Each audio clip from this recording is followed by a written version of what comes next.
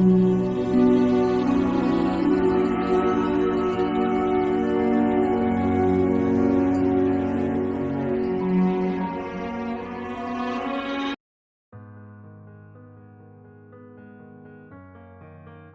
the pages of a mystical storybook, a tapestry of ever-changing tales unfolds. Welcome to the Chronicles of the DaMmed, a captivating series that weaves together realms of unimaginable wonders and haunting mysteries. Venture into a world where the very fabric of reality is in flux, where heroes and heroines navigate shifting landscapes and face new perils with each turning of the page. From the darkest corners of horror to the realms of high fantasy, each trilogy of episodes reveals a different theme, crafting a unique narrative tapestry. Discover the secrets of ancient civilizations, eldritch powers that defy comprehension, and the harrowing depths of the human psyche. Traverse enchanted forests where legends come alive and mythical creatures roam. Ascend towering citadels where power and politics shape the fate of nations. Plunge into the depths of unexplored abysses where the mysteries of the cosmos await your discovery. With every triad of tales, a new chapter unfurls, inviting you to embark on a fresh adventure. Each theme, distinct and captivating, will transport you to a world beyond imagination, where magic and danger entwine. Will you delve into the depths of untold secrets, or ascend to the heights of heroic legend? The choice is yours as you immerse yourself into the boundless possibilities of this ever-evolving storybook. Welcome to Chronicles of the DaMmed.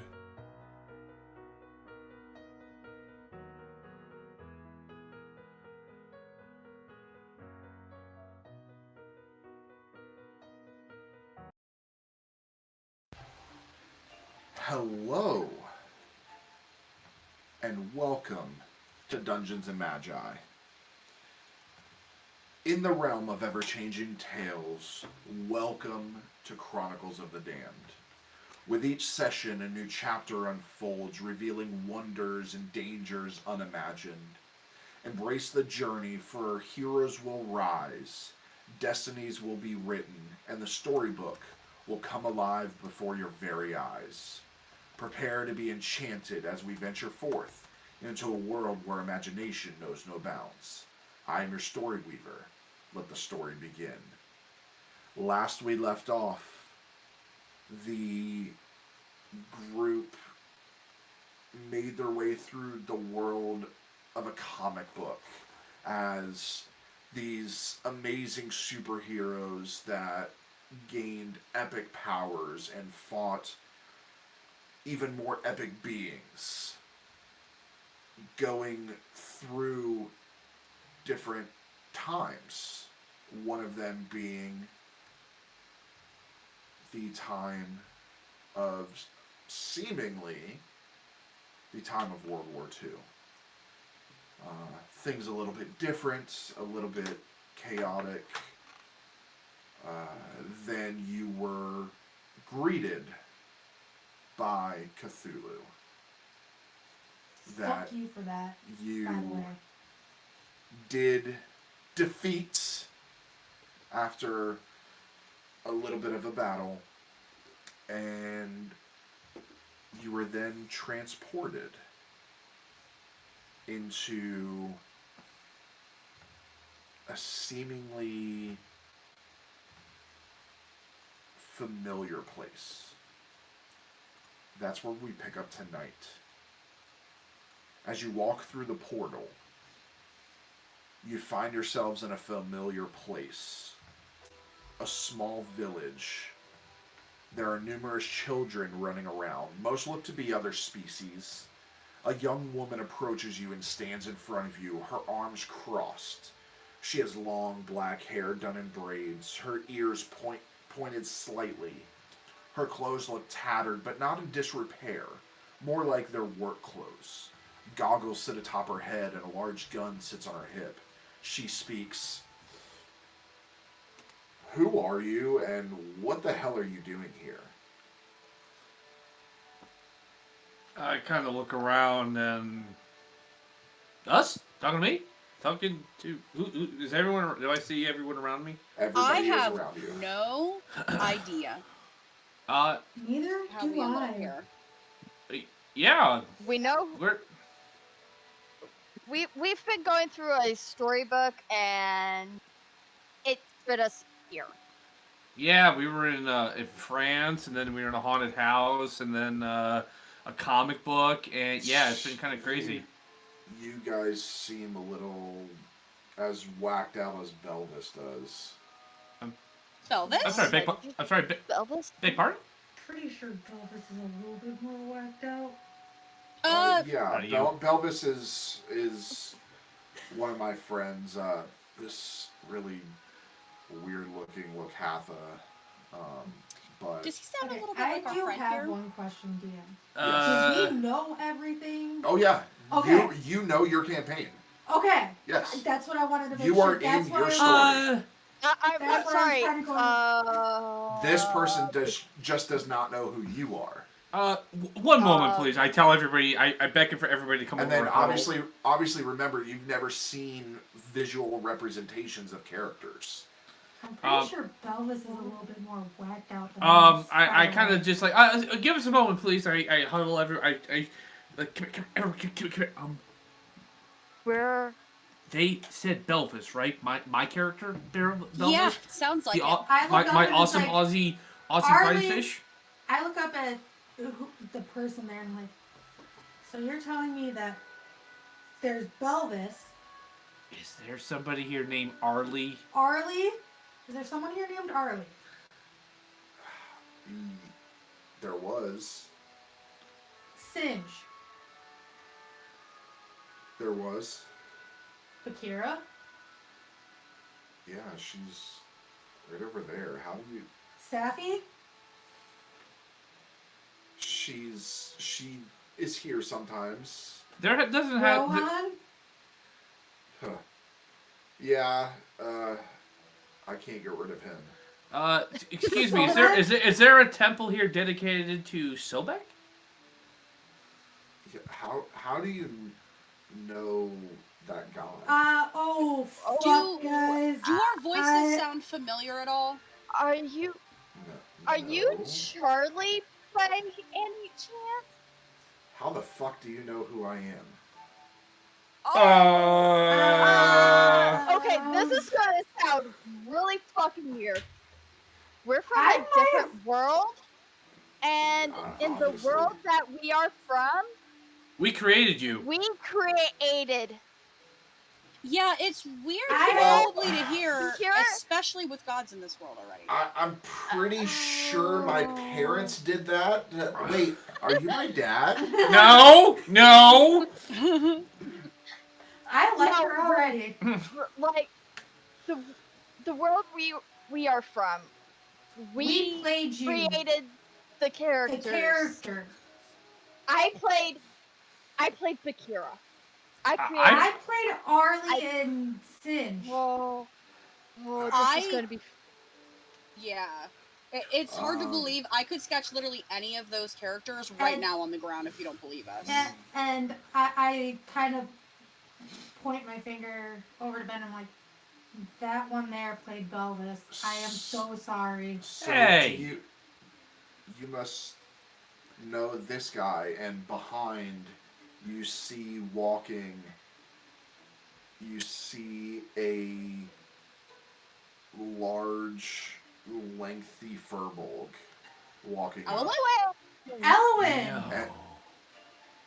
It I can't be. forgot how fucking tall he was.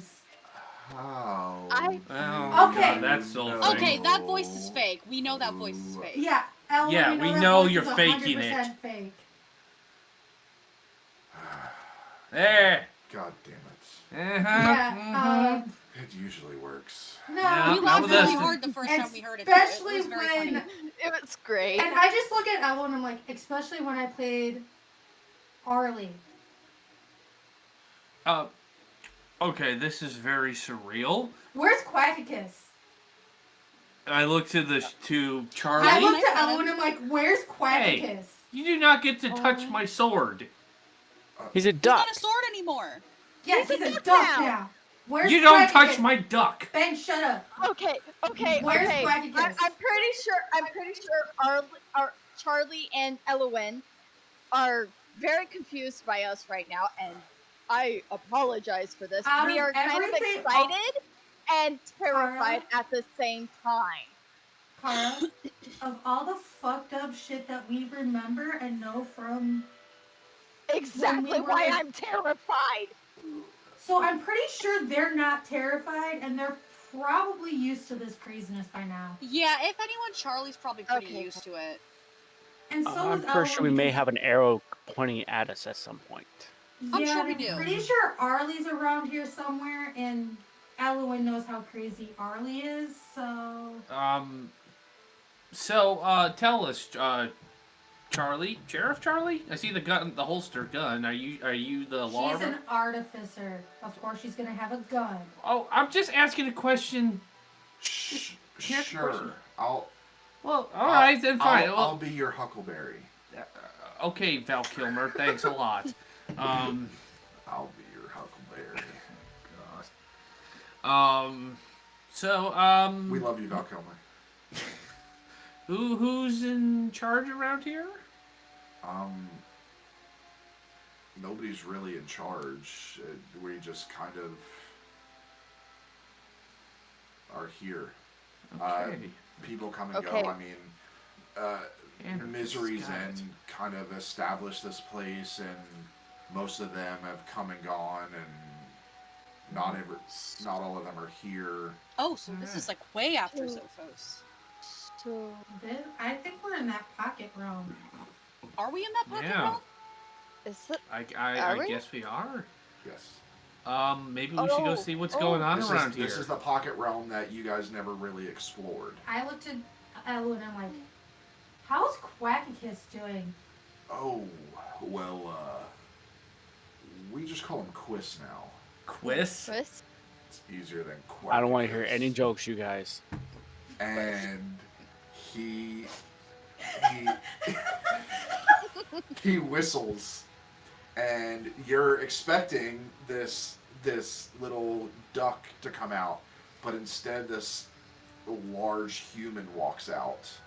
Wait, And what the he fuck? he has all white armor that looks like feathers and a large sword on his back. Last time we saw... Weren't you a duck? He was a Yeah, duck. how did you get out of your duck form?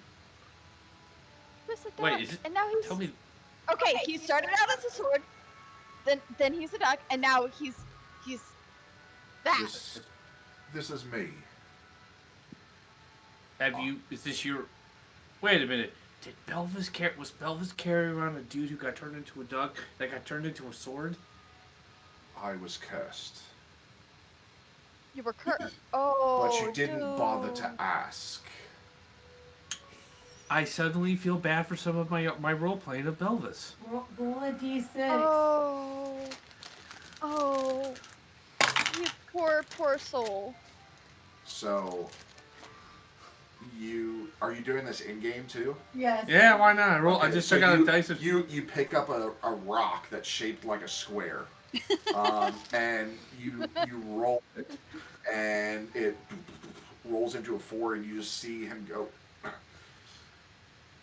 God fucking damn it! I hate you. What I do?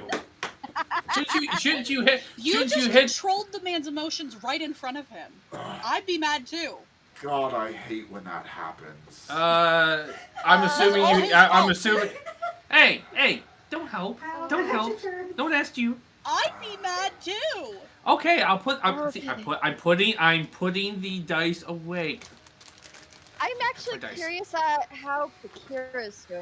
It doesn't work for you. I I'm kind actually of. gonna go and look for Bakira. I'm gonna go look for my man Belvis. Okay. I'm gonna go look for Arlie. So, is everybody looking for their own characters? Yes. Yeah, I'm just staying that's still 'cause I don't wanna get exactly shot what by I'm mine. saying.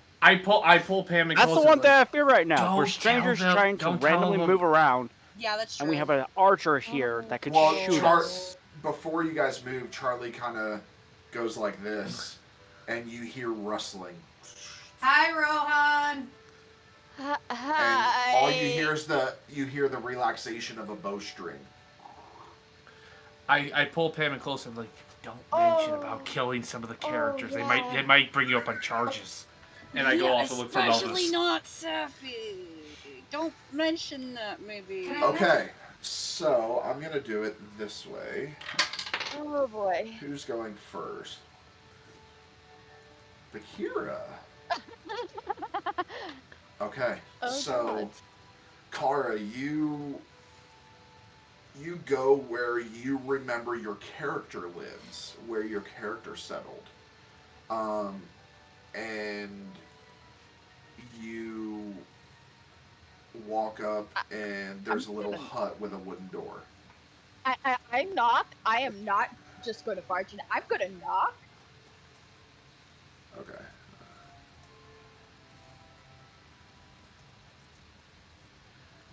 Give me 1 second.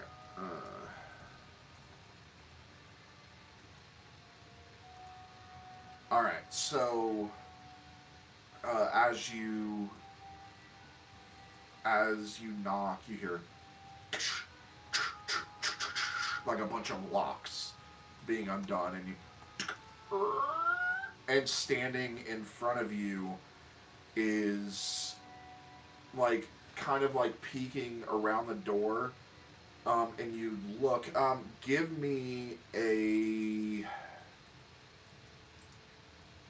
me an observation check, please. Trained in that, so D10. That's a 5 out of 10. Okay. So you look and you see one hand is transformed into a wolf claw. Oh, Bakira, I am not here to hurt you or anyone inside. I just wanted to meet you. Who the fuck are you? I'm the fucking bitch that, played you and kind of created you and your horrible backstory. And I'm sorry! She kind of like as her head tilts, her face transforms into a wolf head, and she begins sniffing you. Yep. And comes back. Uh-oh.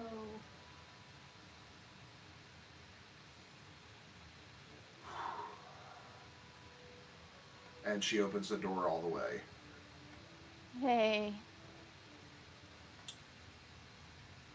How are you?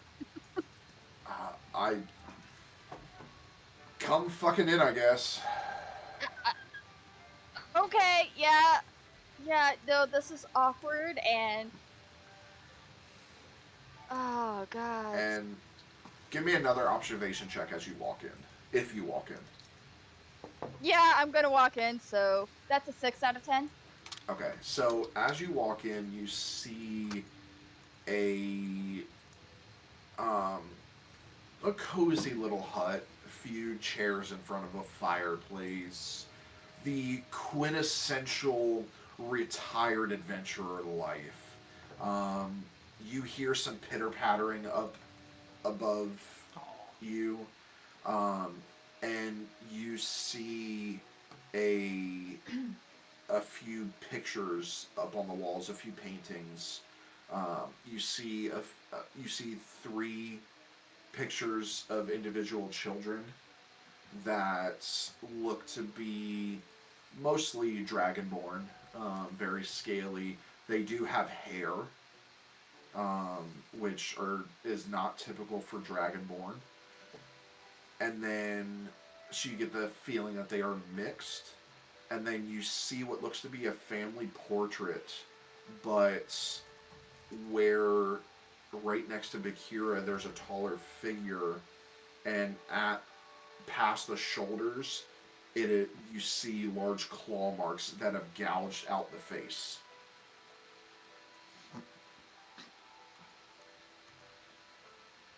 Oh, God. Do I want to know what happened? Oh, that. Yeah, well, apparently 3 kids was too much. So, didn't love his kids, decided to just leave. Yeah. Well, he's living somewhere else with someone else, I guess. But,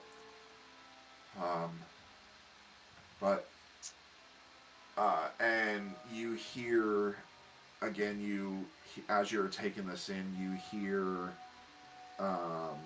the pitter-patter of steps running above you.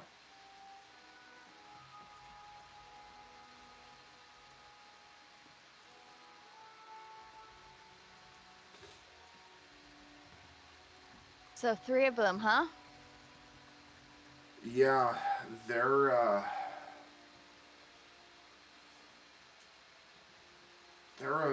clawful, to say the least. Having twins myself, I can imagine. Yeah, it's, I mean, it's a lot different than being an adventurer and killing people for a living. That's for sure.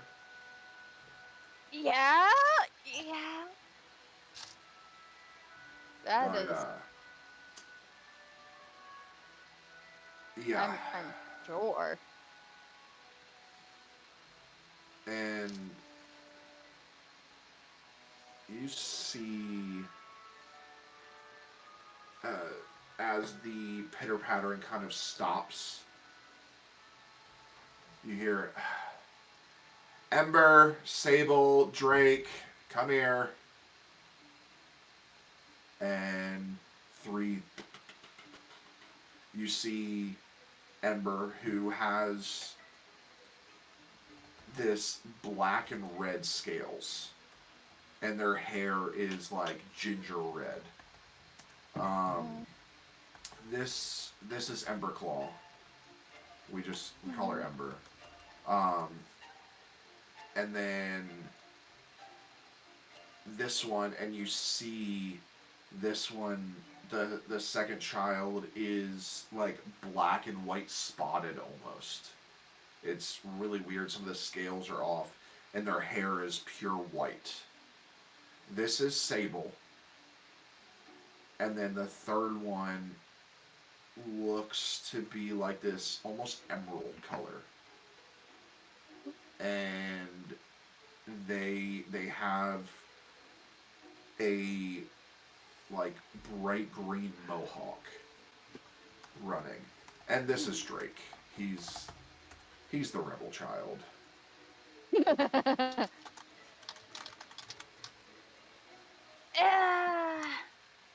And they all look up. Hi, kid. Mom, who's this? Well, you see. That is a very complicated answer. Yeah, that's what my mom says about my dad all the time. Oh, shit.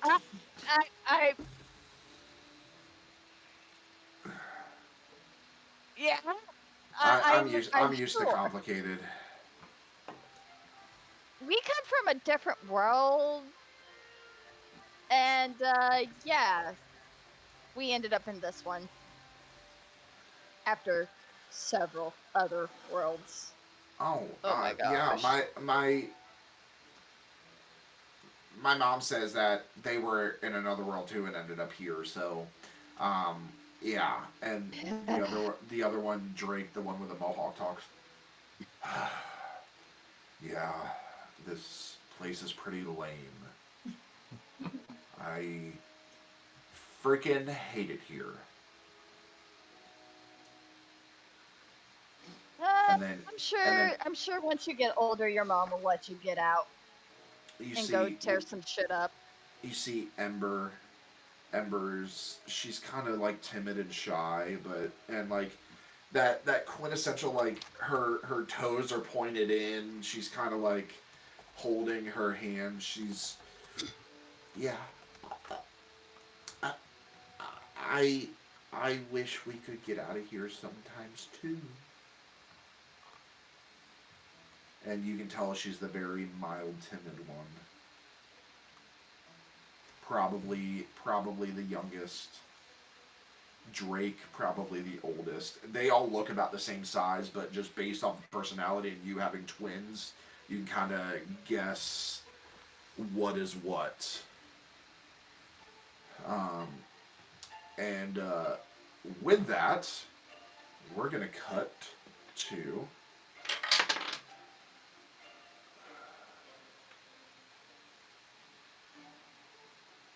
No. We're cutting to Pam. Oh boy. So, who are you going to see? Harley. Okay. So, you go over there, and before you can knock on the door, Elowen comes up behind you. And he goes, I jump and like, fuck! it's okay. I know that voice is fake, so don't even try it on And me. he opens the door. Come on in. And he kind of has to duck underneath the door frame because it is low. But when you get inside, go ahead and give me an observation check if you're going inside. Yeah.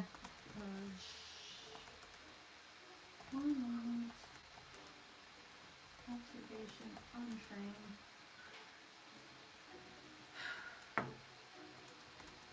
10? 10? Yep. Okay. So you see, as you get inside, it is much bigger inside to where Elowen can walk normal. Some big chairs, some smaller chairs. You can kind of see which ones are his. Alan, I have a quick question. Why didn't you just make the door frame taller for you? This was already here. Makes sense. Yeah, we just kind of had to raise some beams a little bit. But, what are you doing here? Someone fucked with a book that wasn't supposed to be fucking with shit. No, and no, I'm in my house. I used to play... I created the character Army. Oh, Dan Singe oh. and Af. So you're here to see then? Yeah, Well, Arlie's not here. She's off saving God knows what town right now. She could never sit still. no. So, and the kids are old enough that they go with her now.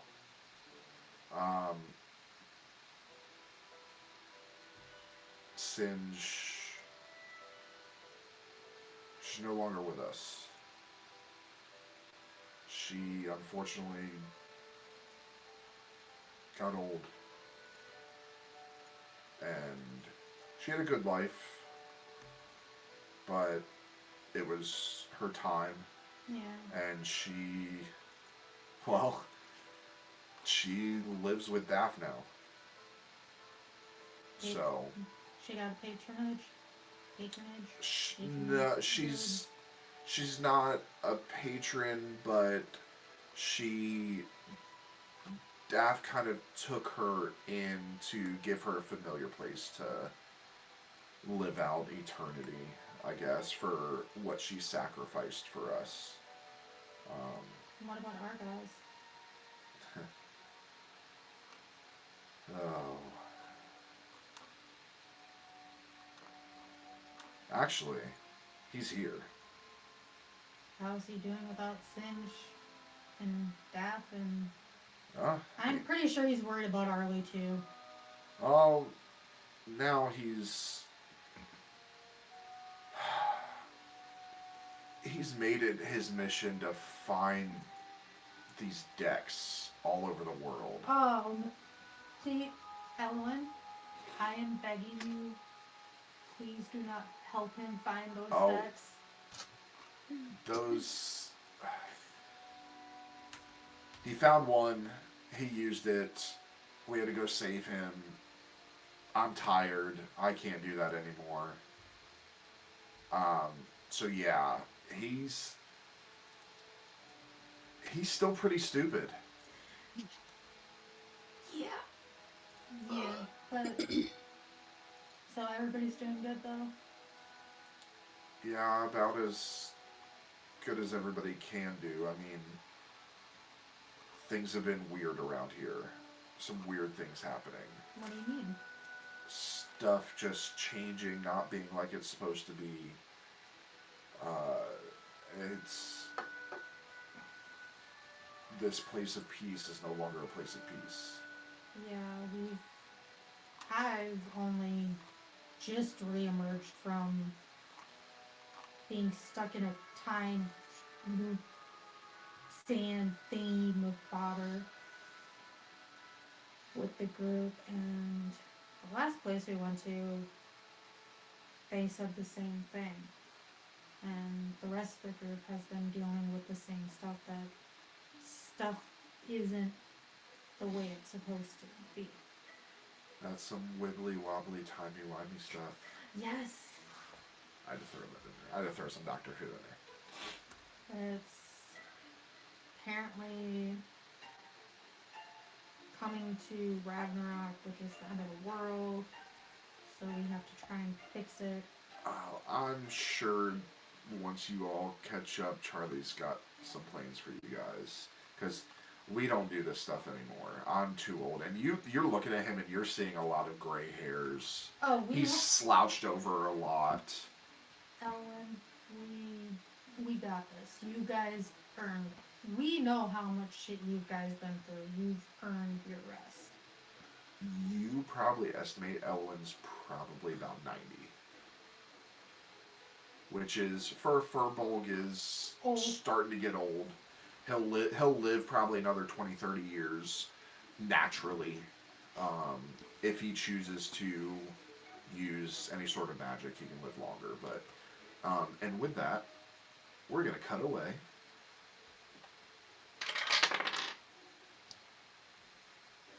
We are going to cut to Ben. Oh. So, I guess I go walking and try and see where I can find Belvis. Yeah, you go to where you remember Belvis settled, and you knock on the door, and the door slowly opens, and you're expecting to see this fish-like man, and as it opens, you see this, like, humanoid blob. Glormax? Do I know you? No. Long story. Looking for your dad, Belvis. Okay. Is he home? Where would he be? No. He hasn't been home for a few years. What? Where'd he go? He took caution and left. The hell is he doing with caution? And where did he learn? And when did he learn to actually use caution? I don't know if Oh, he ever did, It's but he took it and we haven't seen him in a few years. But Kira just let him have it? Bakira's got her hands full. She has 3 kids. Oh yeah, that's right. She does have those kids. Well, yeah. Where's your sister? Does Ben remember her name? Yeah, what's her name? I don't remember. I know it started with a V. He's with her. Uh, She's with him. okay. It's just me and my kids. Oh, you have kids. Yeah. Well, kind of. What?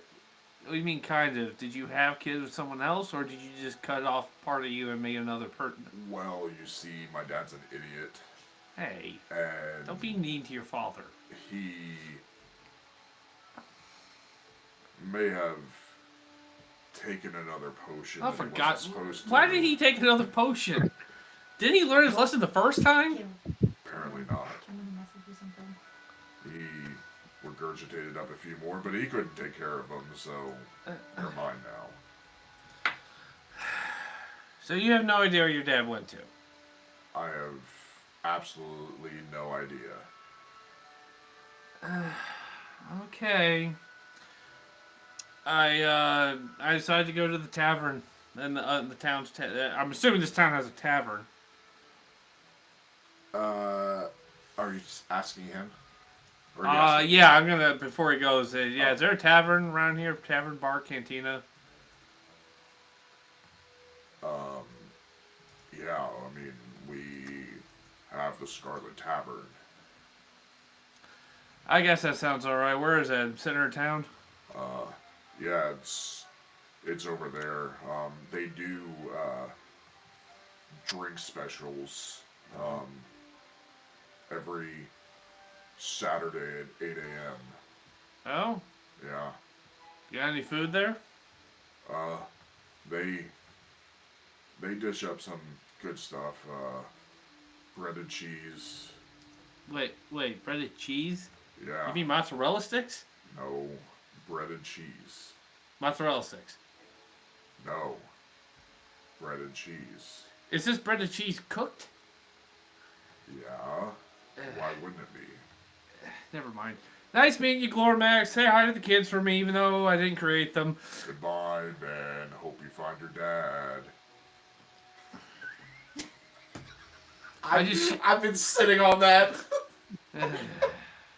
I just shake my head and just, That's Did you all. like what I messaged? Yeah. and I just go over to the Scarlet Tavern to go see what's inside. Okay. I've been sitting on that. I'm an elf fan. I've been sitting on that. I never liked that movie. Well, you're How Horrible. dare you? right. You know I've what? never do not seen like that Will Ferrell. movie. Oh my What movie? gosh. Elf. Elf. Oh, I've seen it once. Anywho, That's I the go. narwhal. Goodbye, buddy. Hope you find your dad. I go to the Scarlet Tavern and I enter, see what's inside. All right. Well, we're cutting to somebody else. Okay. All right. Let's see which one of you we're cutting to. Okay. We are cutting to Elliot. Okay. Elliot, what are you doing? So I know that Safi's only here sometimes, but by what Charlie said, I am probably listening for the sound of probably about like 10 kids at least, a whole bunch of children yelling if she brings her kids around. Okay.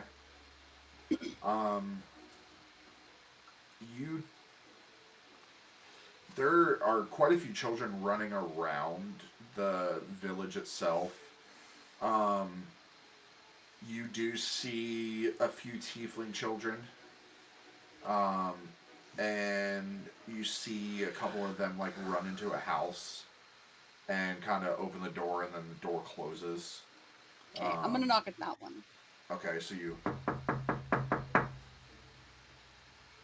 And it opens, and you see a large tiefling man, red skin, big horns that curl in the back, these elegant robes that just fall to the ground in purple, and he very suave looking, little black goatee around, almost like that quintessential like look of the devil that you grew up seeing, the devil with the pitchfork, and that's kind of what he looks like. And he kind of, his hair's kind of messy, and he kind of like slicks it back and kind of flicks it back, and he kind of leans up against the doorframe. Oh, can I help you? Is Safi home? Yeah, she is. What can I do for you? You looking to join us?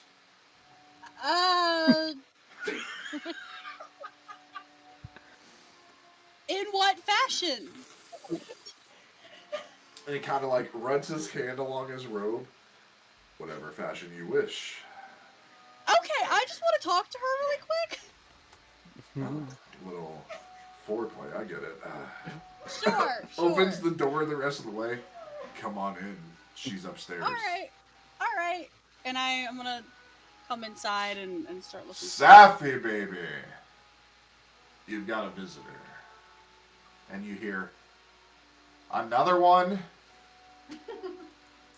No, she's not here to play. This one's not here to play. And you see Safi come down, and Safi is in like a night robe that is covering up any indecencies. Yeah. And she kind of is tying it as she comes down the stairs, and she looks exactly like you picture purple, like a purple blue tiefling, the long horns, much more muscular in person. Mm-hmm. Just kind of like, if you guys have ever seen like Chyna, the old WWE wrestler, how big she was, that's kind of what she looks like. And she comes down and she hits the bottom. Oh, can I help you? This is gonna sound really weird. We kind of dropped in here from another reality, and I played as you. Oh, you played as me. Yeah, I'm the one that made the terrible decision of that original, like, Valley Girl voice that I had you do. We don't talk about that. Yeah. Good So to see you're doing well.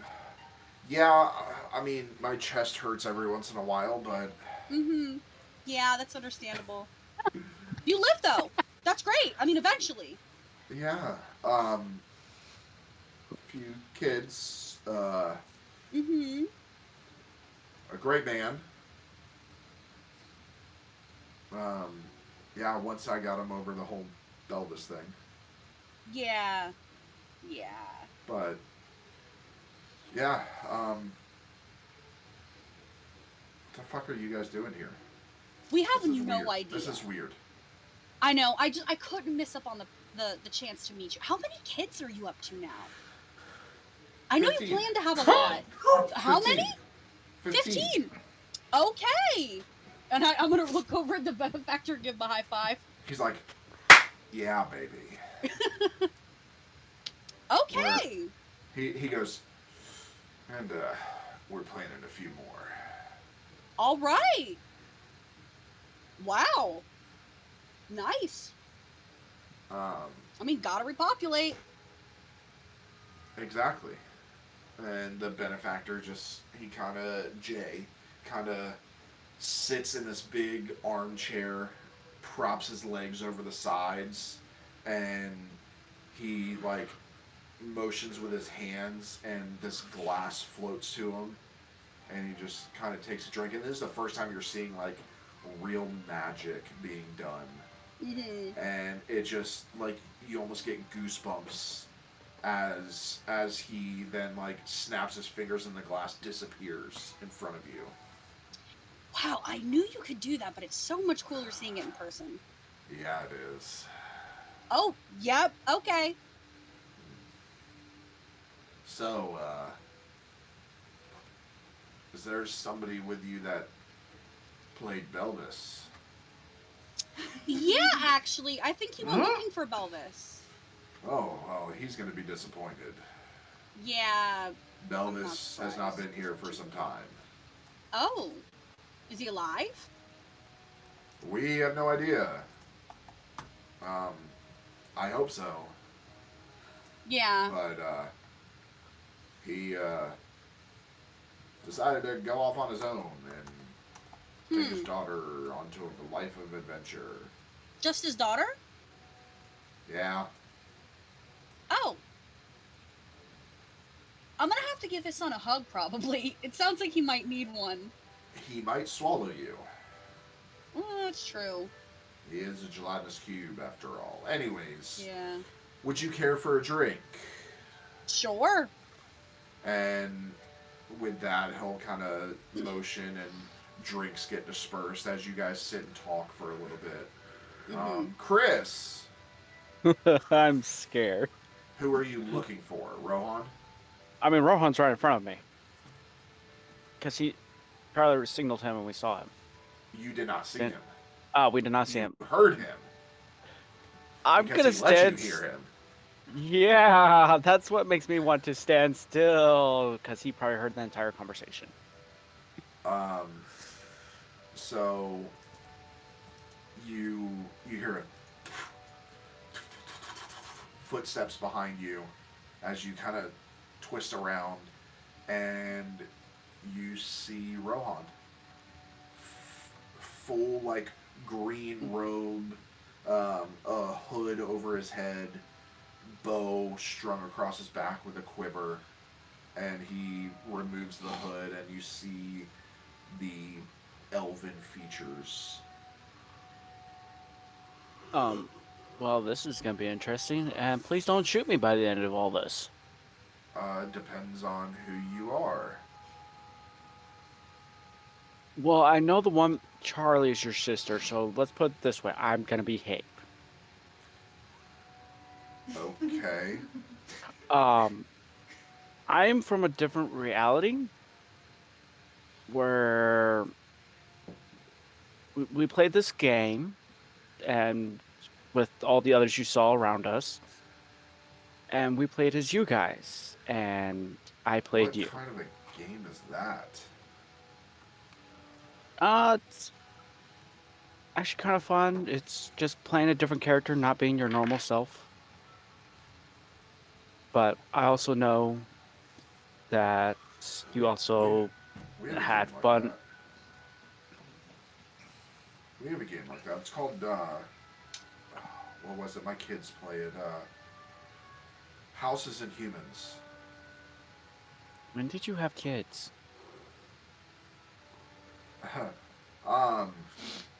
Anyways, so why are you guys here? Not sure. We got ported here. I'm sure you're familiar with this from the Jurassic World, having your sister force you to leave a thing to go help some people. Yeah. Well, this place is not as good as it looks. What did the gods do? I've been keeping things at bay, but What about Sobek? What about Nope. Syl? That. nobody's heard from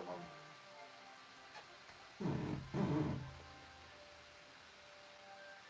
That's a little surprising with them.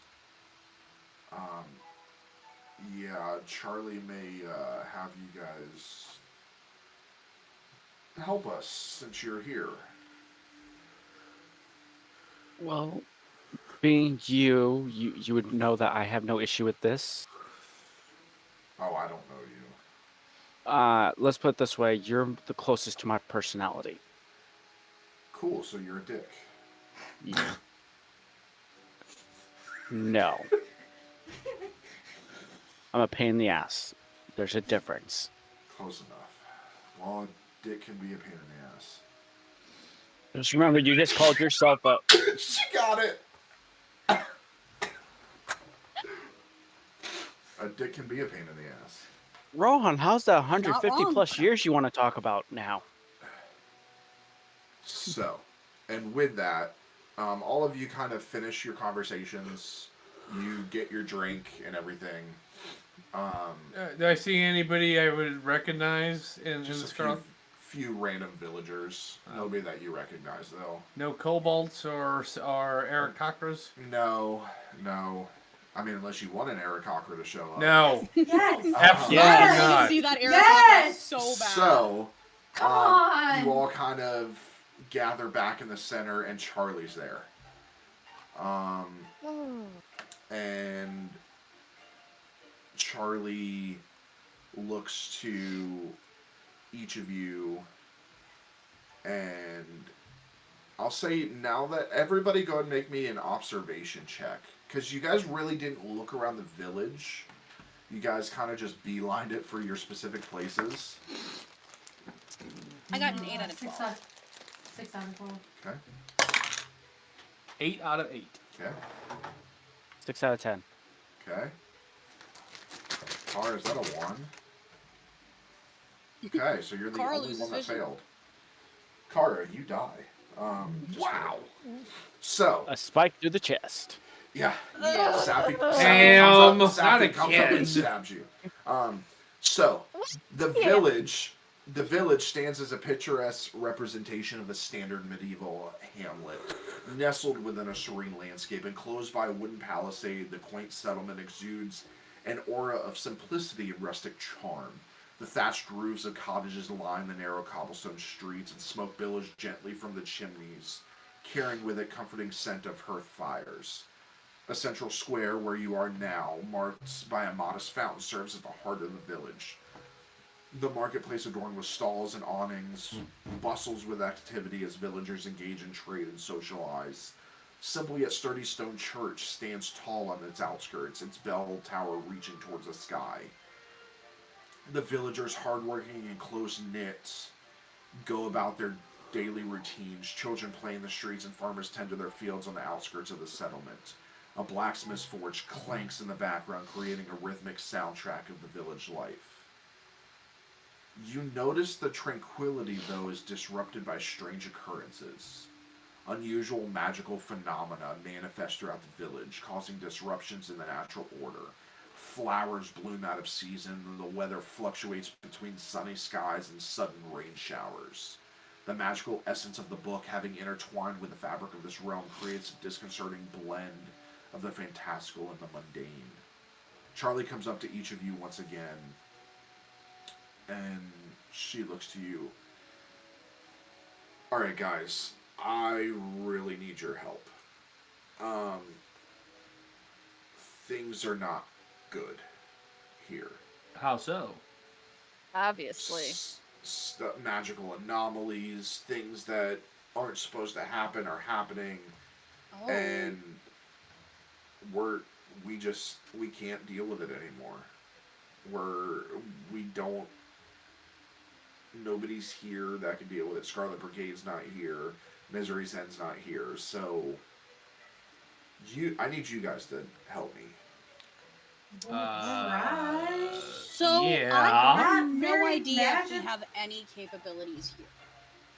I mean, I can punch pretty hard and kick people in nuts if I need to, but that's about it. Well, I can testify to that. well, listen. Before anything, before you decide, can you please?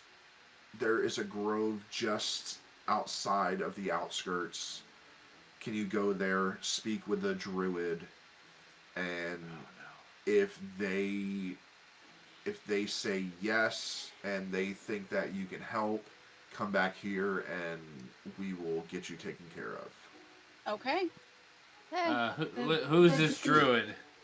It's somebody that ventured into here a little after this place was established. She's great. Okay.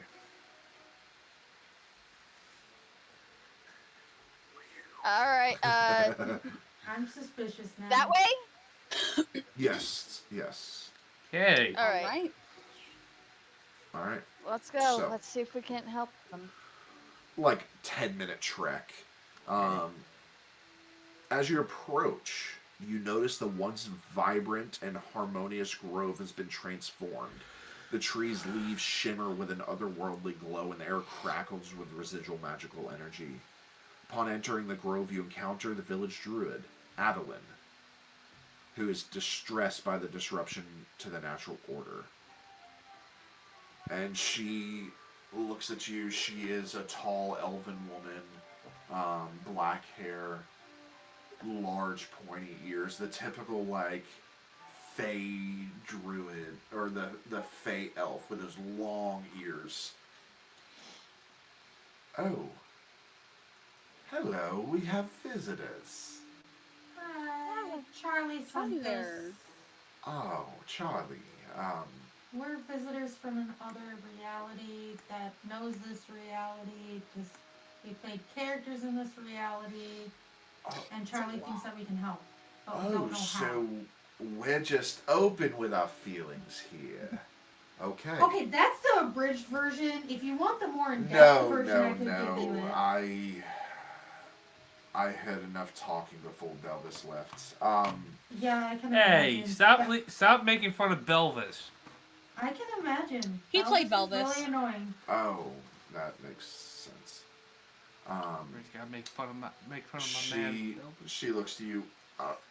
So the reason Charlie sent you here is the magical ley lines here have become unstable. So there's an imbalance in the elemental forces that govern the region. I think they are linked to an ancient artifact hidden within the grove, a relic that predates even the events of what seems to be your adventure, your campaign. While she's talking, she begins to motion you guys to follow her. Okay.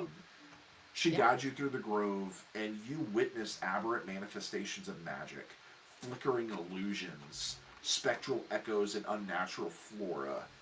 Eventually, you reach the heart of the grove where an ancient stone altar stands. This is the Chrono Heart. It's said to regulate the flow of time and magic in the region. Somebody, whoever would like to examine it. I will. I'm not touching it. You can give me a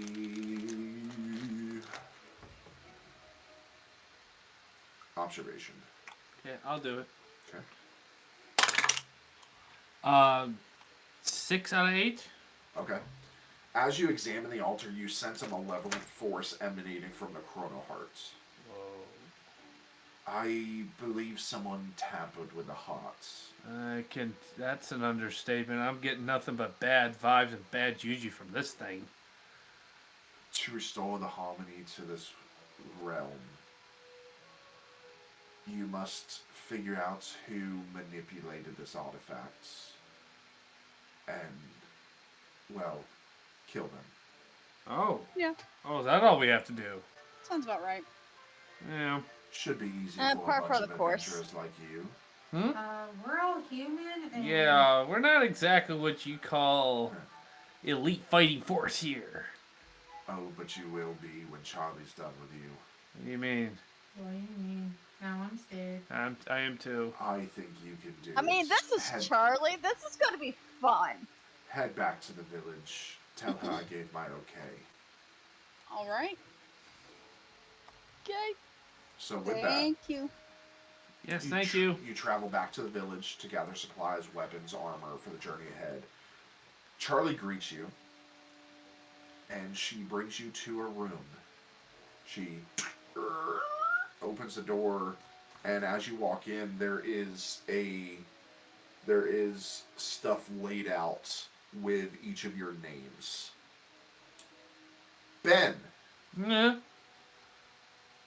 you find plate armor that is forged with enchanted steel, imbued with protective wards that enhance its durability. The armor is adorned with intricate runic patterns that softly glow when activated, providing an ethereal aura. The longsword is a masterfully crafted blade known as Lumen's Edge. It possesses a magical gleam and is enchanted with the power to emit radiant light upon command, temporarily blinding foes in its glow.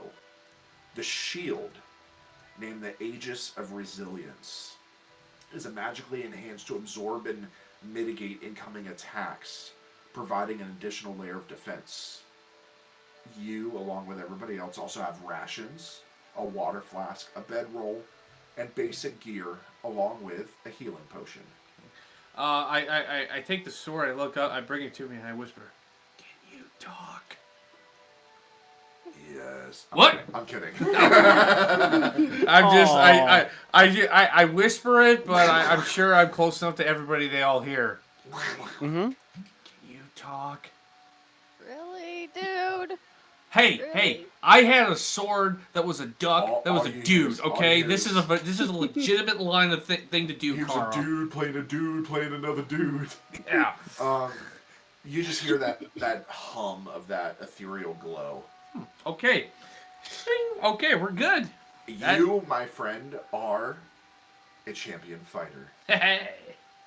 All right. All right, Pam.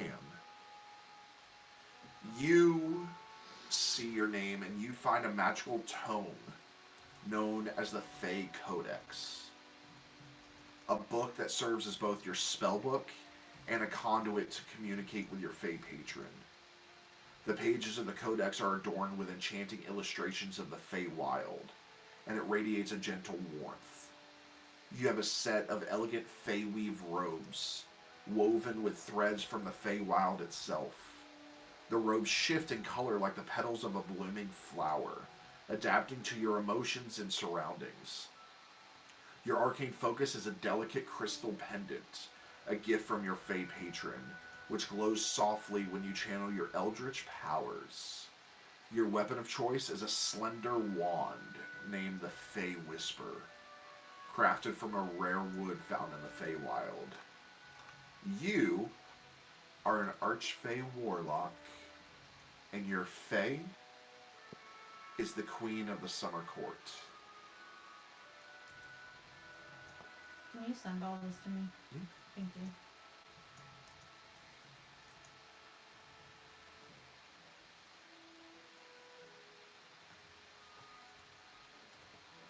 Alright. So as Pam... I'm assuming, Ben, you're putting your armor on and stuff. Yeah, Pam, yeah. you're going to put your stuff on. Yeah. Do you want me to send you your stuff, or are you good? Please send me. Okay. So, and of course, you'll, just like everybody else, you get rations, a water flask, bedroll, healing potion.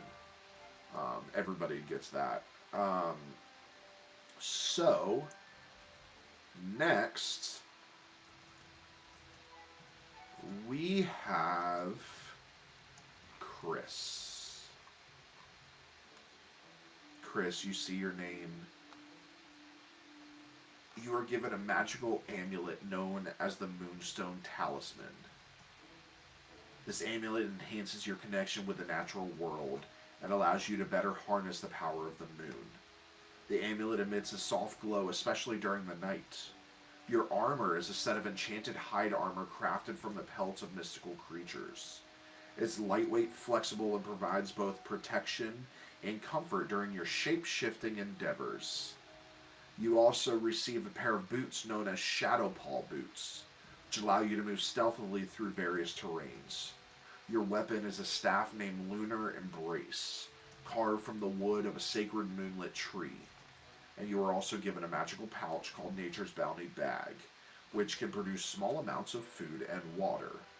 And you also, I will send all of this to each of you. You also get the health potion, rations, so on and so on. The next, as Chris puts on his stuff, is Kara. Chris, you are the Circle of the Moon Druid. Kara, you are given a magical pendant known as the Draconic Heart Amulet. This enhances your connection to your draconic ancestry, allowing you to tap into additional magical abilities related to dragons. Your armor is a set of enchanted robes called the Dragon Weave Vestments. These robes shimmer with an iridescent pattern resembling dragon scales. The robes provide both magical protection and allow for greater maneuverability in spellcasting. Your weapon is a wand named Wormfire Scepter, which is crafted from a dragon's bone. You are also given a set of gloves known as Aegis Talons. which provide additional protection against magical attacks and enhance your spellcasting precision. You, Kara, are a draconic bloodline sorcerer. Pretty fitting, if I say so myself. Especially considering I did not choose this. I had it chosen at random. Elliot, you are given a magical instrument called the Harmony Blade. This enchanted sword doubles as a musical instrument, and its melodies can inspire courage and grant magical benefits to allies in combat. Your armor is a set of ornate and flexible studded leather known as the Melody Mantle. Adorned with musical notes, this armor provides both protection and enhances your agility, allowing you to move swiftly on the battlefield. Your weapon is a handcrafted longbow named Sonnet Strings, which resonates with magical energies. The bow enhances the power of your ranged attacks and can be strummed like a harp to create mesmerizing melodies with supernatural effects. You also have a set of boots called Cadence Striders, which allow you to move swiftly and silently, providing an advantage in stealth. You, Elliot, are a College of Valor Bard. Hell yeah. Alright, so everybody puts on all of their stuff, feeling empowered. Those of you... I look and see if I can find a pen, and I write in the journal, "You didn't take my soul, did you?" Okay. Are you expecting an answer? I'm hoping. It says the magical tome known as the Fey Codex, a book that serves as both your spellbook and a conduit to communicate with your Fey patron. Yeah, they'll respond to you in 5 to 7 business days. Oh, God. I just wrote that to maybe, hopefully, I didn't lose my What's soul. 5 to 7 business days in the summer court? Yeah, time works differently there. About 7 months. Oh. Sorry, honey. Alright, so... Charlie looks at each of you. Listen, now that you all are empowered... Who was my patron again? The summer... Queen of the Summer Court.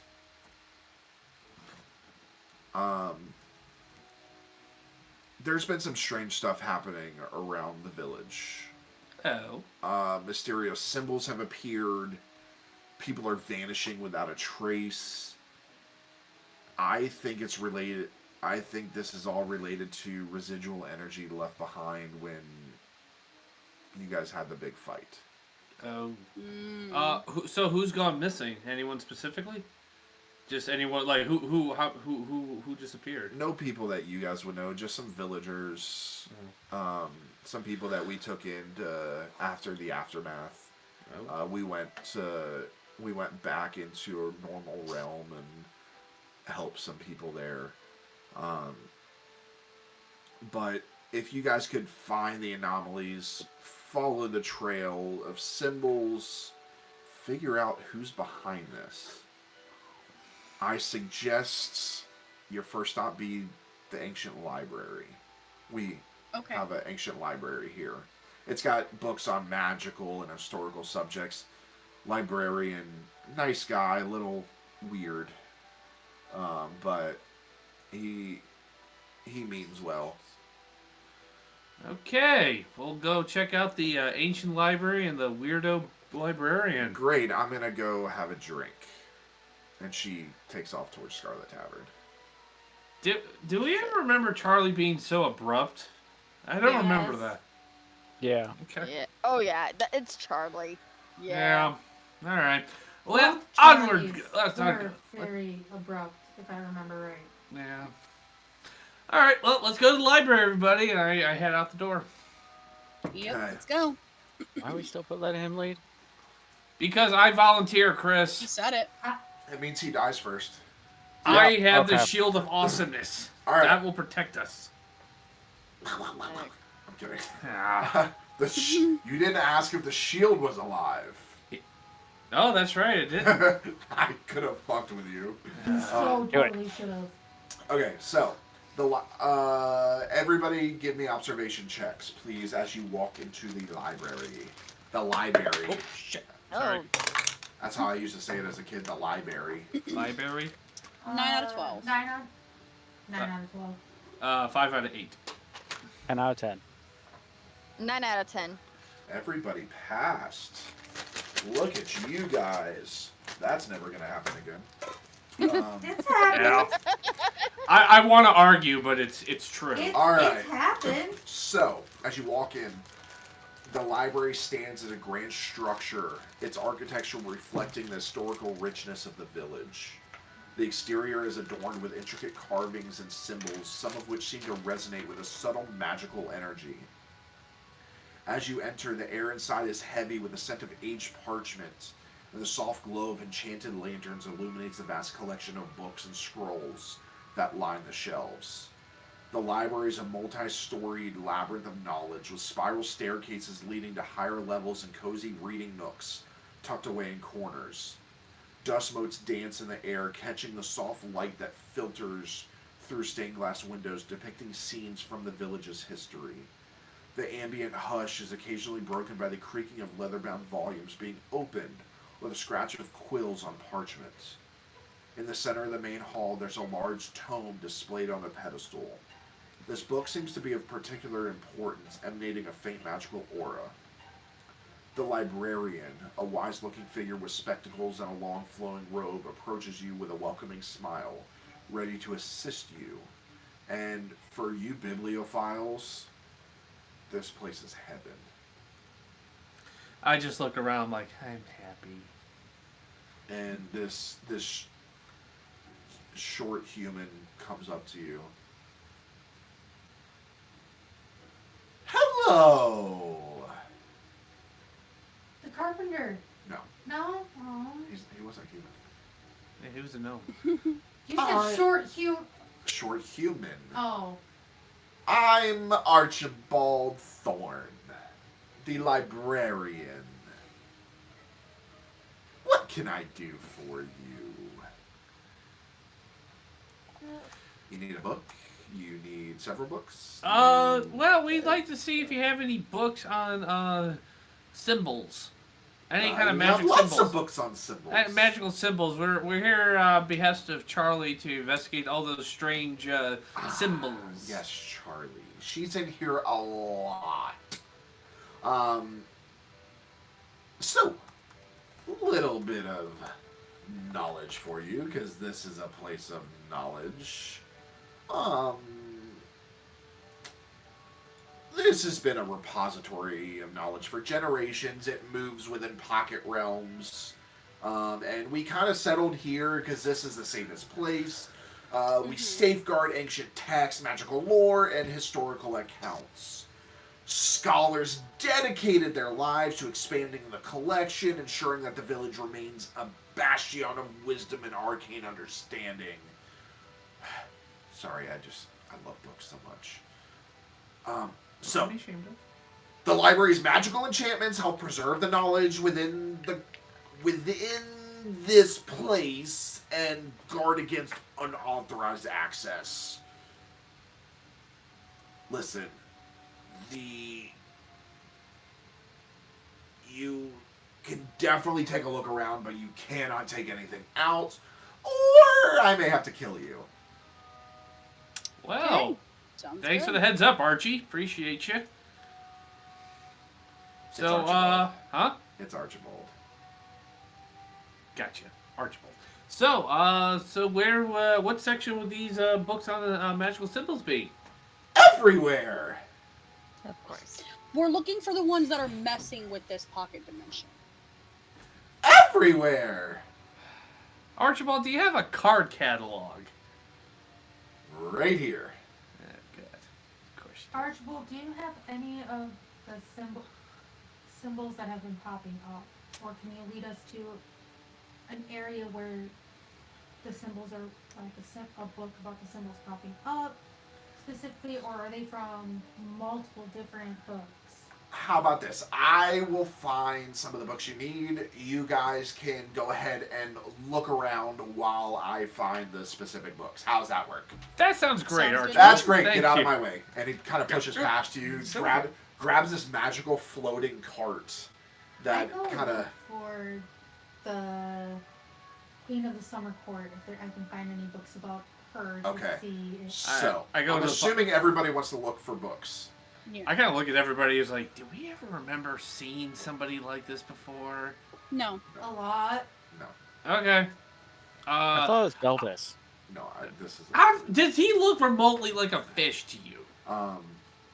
Alright, so... let's see who's gonna go first. Everybody give me rollies. Rollies. Which is I will... With a D20. 20? D20. Straight D20. And then I'll ask... Oh. Ben, what'd you get?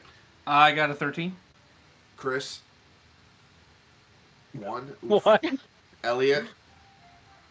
5. Kara? 1. What'd you get? 8. So Did you're first. Oh wow, I run Now, rollies. There's roll a me a D10. D10. 6. 6. Okay, you're looking through... This is perfect. Oh no. You're looking through... this is hilarious. So this was all up to the dice, everybody. Oh, no. So you're looking I'm through really hoping and it's what I'm thinking. you pull one out. These are books that I made up. So you pull out a book and you look at the spine and it says Mysteries of the Mimic, a guide to living with a shape-shifting furniture.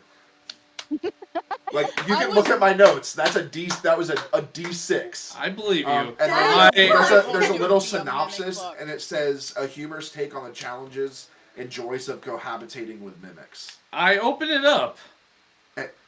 I'm kidding. No, you should. It would be even funnier if it was a pop-up book. So you, as you open it, you do see illustrations of like people trying to like tame their mimic furniture, and there's a few pictures of like people chaining up the mimics, but then the mimics break free anyways and eat the people. So it's kind of like a life lesson of trying to feed them. You see people feeding them at dinner time and stuff like that. This is interesting. I just started flipping through it. I'm trying to memorize any factoids I can see of any that stand out about mimics. And then he sees the toilet. It is. Yeah, and I look through Yeah, oh different. my God. I'm looking at. There I is was a like, toilet what mimic kind in of mimics do we have in here? Like, what are they? I Any should have notable the ones? illustration of a fish. You see toilet mimic. You Trees. see the typical chess mimic. You see a book mimic that looks a lot like the book you're holding. Yeah, I get a little uncomfortable. I look into this book and see if there's any telltale signs to see like how to spot a mimic before you like. So there's Too late. There's not much there, but the only thing that really that stands out to you is the author. Who's the? I look to examine and look at who the author is. And it says B. Elvis. I just. I looked at. I opened the front of the book to where the picture of the author would And be. there's a picture of Belvis in like his outfit when he went to court. The big white hair. The wig Yeah. and the black robes. Yeah. Just sitting there ponderously in like a study chair. Yes.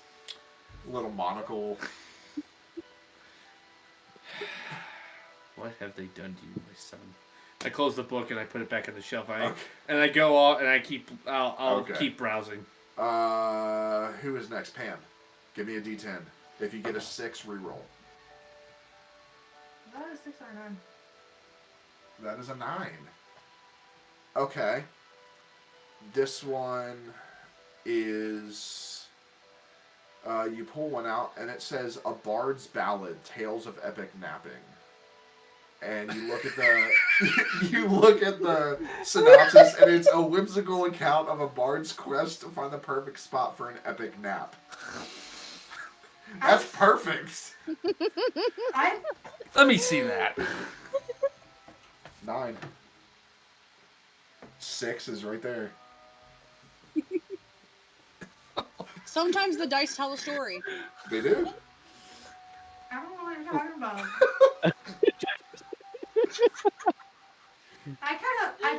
look and see who wrote it, just to see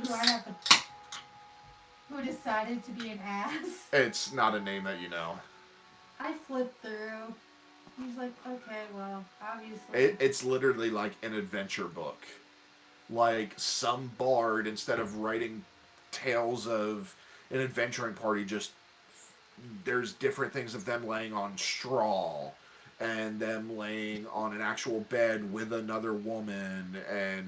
Okay, I'm just gonna... This isn't helpful at all. And I'm gonna keep going. Okay, Elliot, give me a D10. Okay. 3. 3. Let's see what the dice say. You see Love's Enchantment, a tale of wizards and warlocks. This is a cheeky romance novel set in a magical world with wizards and warlocks navigating love and enchantments. This is very much one of those, like, paperback book talk books. Oh, them smutty ones? Oh, yeah. Like this? God. Yes, this is like magic smut. Might as well read it. Quote me now. And you start flipping through the pages, and are you gonna like flip through the page, or are you just gonna sit down and read it? I'm gonna flip through first. Okay, so you start flipping through, and you were seeing summoning of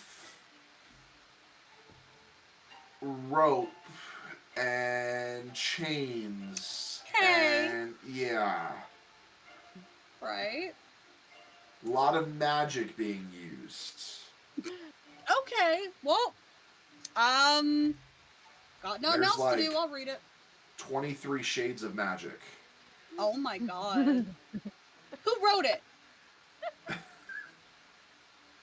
Chris, yes. Oh my god. You see just, it says J. Benefactor. Okay. Don't know how he finds the time to write about it. Okay. So you're going to sit down and read it? Sure. Okay. All right. You find a nice cozy corner and you go read it. Kara, go ahead and roll me a d10. Kara's scared 4. now. All right. Give me 1 second.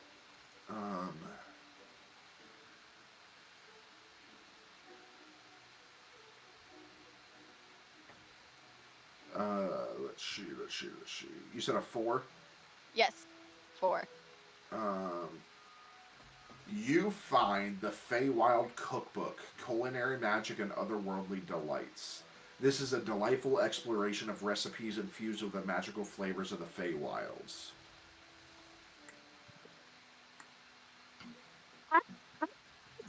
Get me through that, because... I will Why say, not? roll me a memory check. That's it. Okay. 6 out of 12? Okay. I'll say that you can take in some of the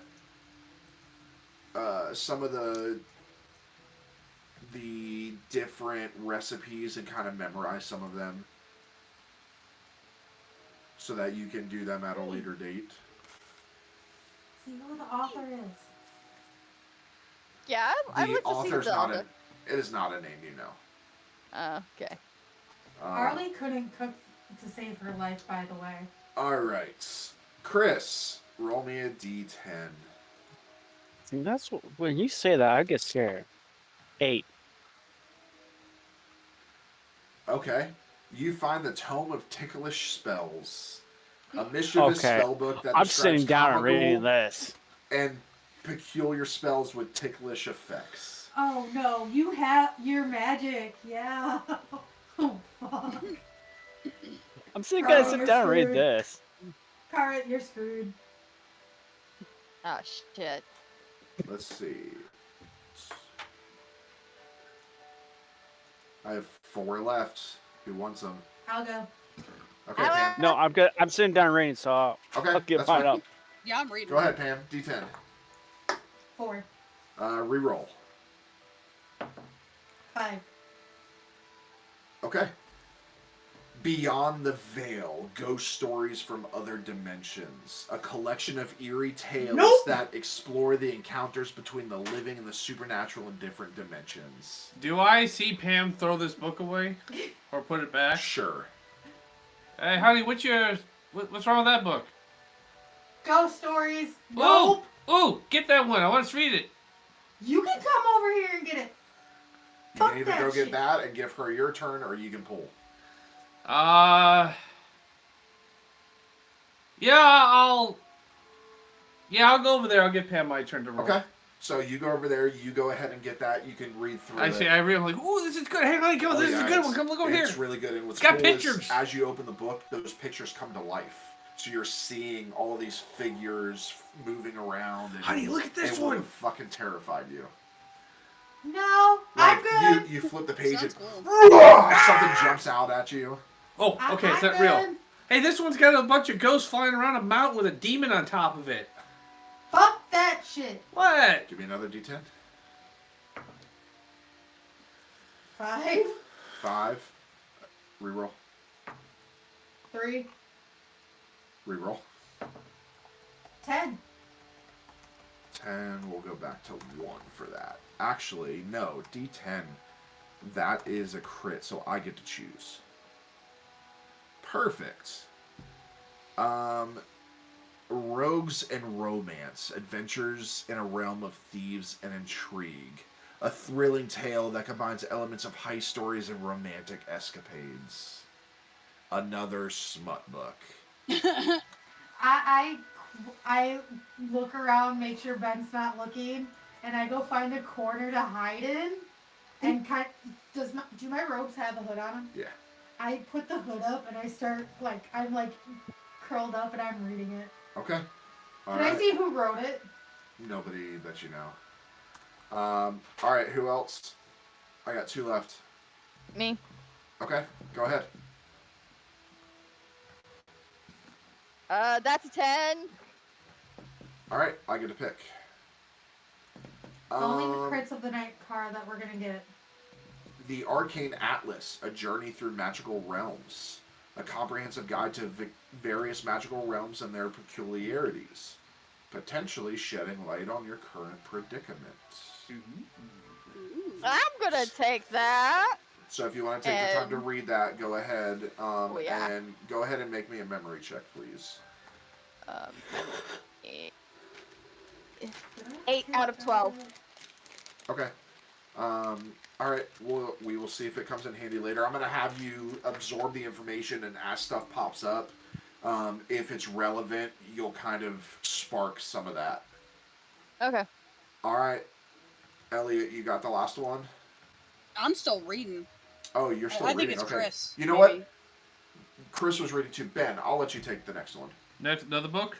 You don't have to roll. It's the last one. Okay, I go for the next book. The I'm reading about Chronicles of the ticklish spells. Cosmic Dice. Hmm? The Chronicles of the Cosmic Dice, a sci-fi fantasy adventure. A reimagining of classic science fiction tales blending futuristic technology with the whimsical elements of fantasy. Like, right up your fucking alley. Yeah, I start skimming through and reading through the various stories I see in there. Very interesting. I try and find Archibald. Hey, Archibald? Archibald, where are you? He is literally sitting at the desk right in the center. Oh, I go to the desk where Archibald is. Okay. Archibald, can I check this book out, or all books have to stay in the library no matter what? I'll tell you what. Oh, shit. If you lose it, I kill you. Sign here. And he hands you a scroll with a quill. Hey, wait a minute, I think I'm starting to remember this character. Out of You're character. not remembering Oh, this okay, I'm not. This is a brand new character. I want to read over the contract. Okay. Like, thoroughly to make sure there are no weird little loopholes where my soul is sucked from me. Okay. Make a memory check. Shit. Okay, that's a D12. Is that memory? Yep. You'll be fine. Oh, hey, a 12 out of 12. Okay. You do see that there is some really deep fine print. So in order to see it, I need you to make an observation at disadvantage. At disadvantage. Because you personally are blind as a fucking bat. Ouch. You are. Dude, you squint when you're reading. You squint You need when you're some reading something glasses. normal. I disagree with You this. should This guys wait and see his driving. Yeah, Oh God. It's fine. He's not gonna drive, Caleb. I will We're drive. I can we're drive gonna fine. have to take 2 cars. Anyway, okay, so disadvantage, it would be, I'm a master observation, so I go to train, so D10. Yes. 7 out of 10. Okay. The fine print says that if you lose this book, you trade it for your soul. You know, Archibald, I think I'm good. I think I'll come back another day. Maybe if you have a book fair and you're selling it, I'll buy it off of you. Thank you. I read some of the stories. They're really interesting, and I'll try and check it. I'll try and come back later for it. So I'll go put this back on the shelf. Perfect! So, And I just scurry back over to put it in there. I have the book you guys need. Ooh, Turns out hey, it's been awesome. sitting right here. So if all of you gather, Yeah. are you gonna try and pocket the book? No. I'm gonna try one of the ticklish spells of my wife. All right. So he points to the ornate pedestal where there's an ancient tome sitting. This is the Codex of Convergence.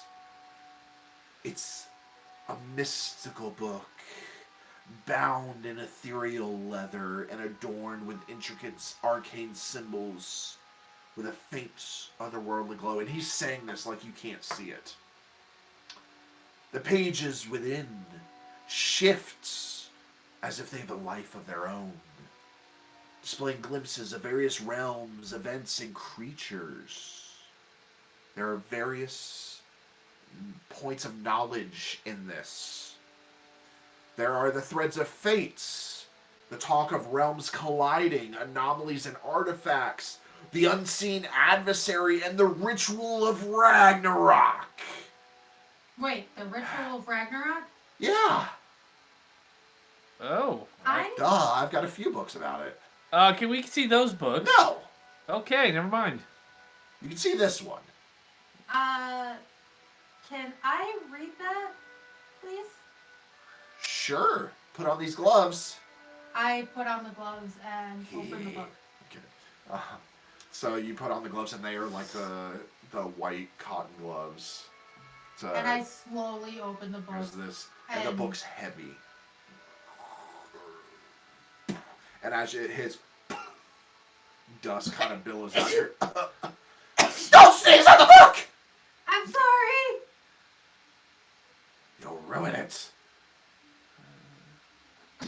Warning about the dust next time. Well, it's an old fucking book. What do you expect?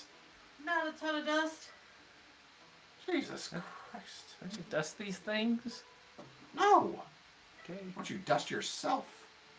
That makes no Roasted. sense. You're fucking old. Wow! Alright, so you look. The Ritual of Ragnarok is a foreboding section outlining a dark ritual that, if completed, could unleash catastrophic consequences upon the entire multiverse. Ritual seems to involve the manipulation of powerful cosmic forces and the awakening of ancient beings. Is there anything else about these ancient beings that will be awakened if this ritual is completed so we know what we might be facing? Are you asking him? Yes. Oh. How am I supposed to know? I've never read this book. Archibald, are you sure you've never read this book? I've never read this book. I kind of give him like the impatient, like, are you sure you didn't read this book? Yes. Just as I'm sure he's old. You know, I'm starting to get really sick of this. I hadn't done shut up anything. for a second. What? Have you ever heard of this ritual of Ragnarok? Have you? Nope. Yes. I'm a librarian. Not a magician. Yes, but I know that you've probably read stuff about the ritual of Ragnarok. Nope. Have you heard of Ragnarok? Nope. Have you heard of the whatever's destroying this universe? Nope. Or the universes? Nope. I think we might need to go check with Charlie on that. Yeah, because the way that this ritual is reading, it might be close to being finished. Of Well, course. shit. Well, there is a passage in there that tells you what you should do next. I thought you said you never read this book. I didn't. And how I'm reading it over her shoulder. She stopped reading. I go to that passage. She's short. It's easy to read over her shoulder. Wow. I just heard, And he's like 5'6". dude, you're not that much taller than me, so shut up. So, It's still I turned taller that than passage. us. upon reading more, you discover a passage that hints at something in a enchanted forest. This forest is a place that is, it's not the grove that you went to. This is a magical forest that is the heart of magic in this realm. It is known as Veilstorm Wood. It's no simple trek there, it says. It involves navigating through diverse landscapes, overcoming challenges, and contending with magical anomalies that permeate the realms. Do you have anything on the Veilstorm Woods? No, we're not allowed to have anything about that. What do you mean you're Why not not? allowed? It's the oldest place here. It's ancient, it's forbidden. Most people that go there don't make it back.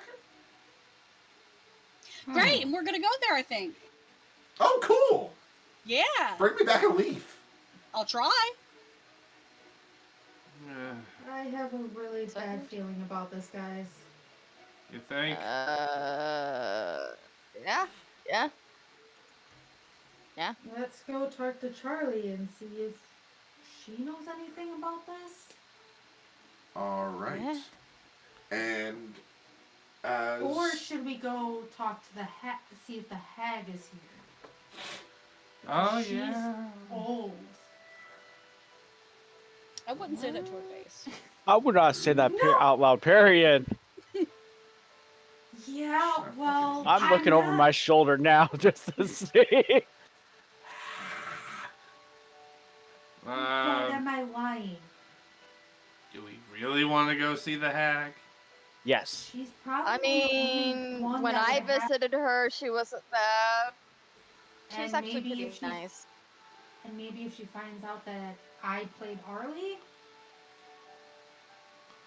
And Yeah, let's she do that. Might be a little bit nicer. No. I say the hag Oh. is probably our best bet.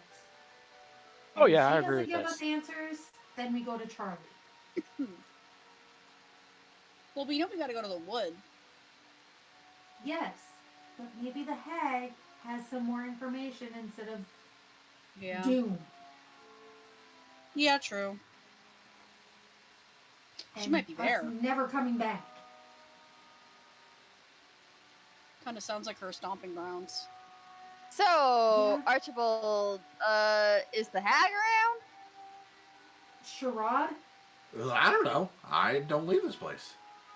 Okay. I I've live heard here. I live here. Let's go look for either the hag or I know her. Remember her name is Sherrod. Oh, I put doesn't the the- hag I run a put the- store? I take off the gloves and hand them back to Archibald and says, "Thank you for all the information.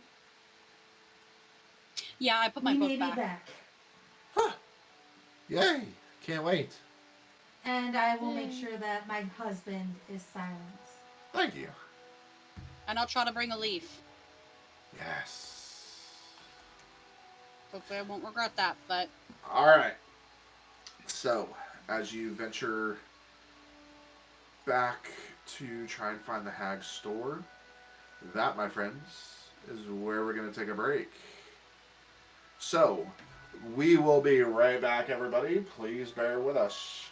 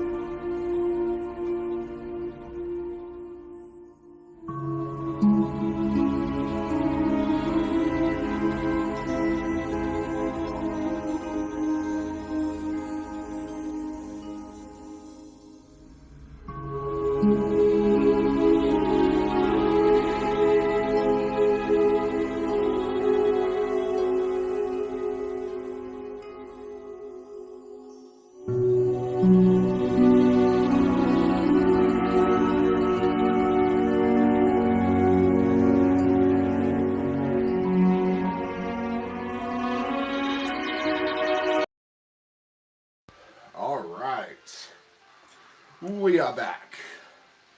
So, you guys are going to find the hag.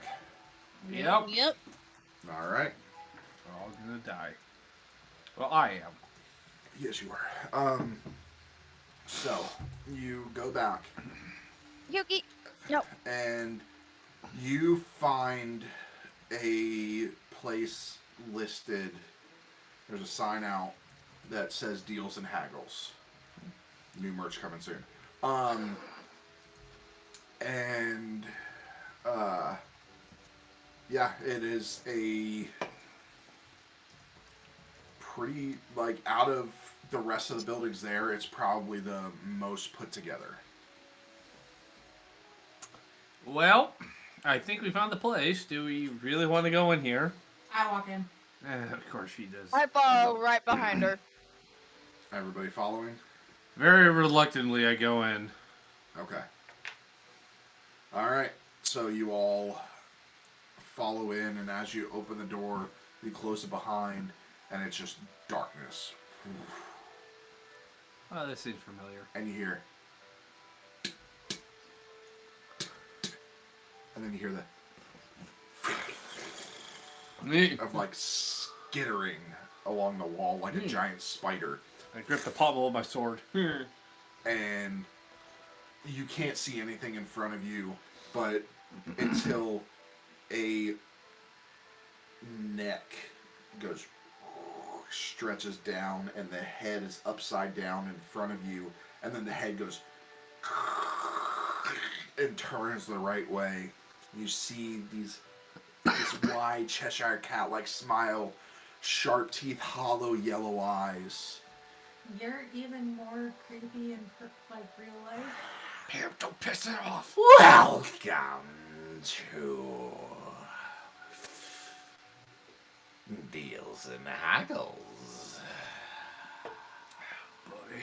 Hi. What brings you here? We're going to the enchanted forest that's forbidden, and we were wondering if you knew anything about it. Oh, I know many things.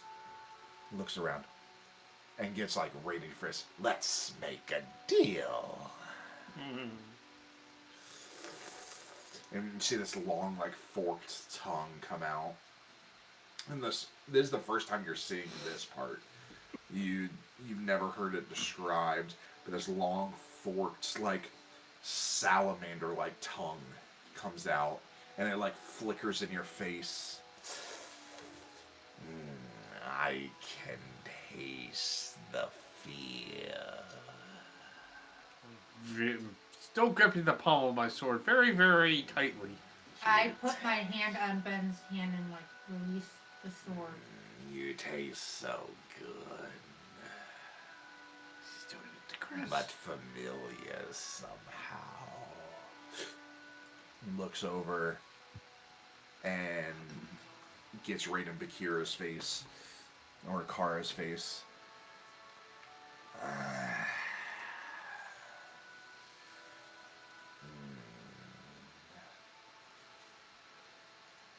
Hi. You're troubled. All of you are troubled. Who are you? From a different reality, different realm. And we may or may not have created the characters. Well, the people here, where we're from, they were the characters we created. I played Bakira. I played Arlie. Chaffee. Belvis. The one you're most familiar with, Sobek. Looks around to each of you. Ben. Hmm? Wait. Pam. Wait, you know my name? Kara. Chris. And Elliot. I don't like that it knows our names. They know everything. It just disappears. And you hear the skittering back. And all of a sudden, lights come on. And you are in a shop. I looked at Ben and I'm like, they know everything. And she's sitting behind a large, like, workspace countertop, and you see 4 hands sitting there. And this long neck that's kind of sunken in, almost like a turtle. So, what can I do for you? What kind of deal can we make? Well, Not it's your you, I idea, don't Pam. like you. Hmm? I don't like you. Wow, thanks. We are trying to figure out how to stop Ragnarok. And the book Archibald found for us didn't have a lot of information. Just that we have to go to the forest. Vale Vale Stormwood. Stormwood. You see, there's this thing called pen and paper that y'all should.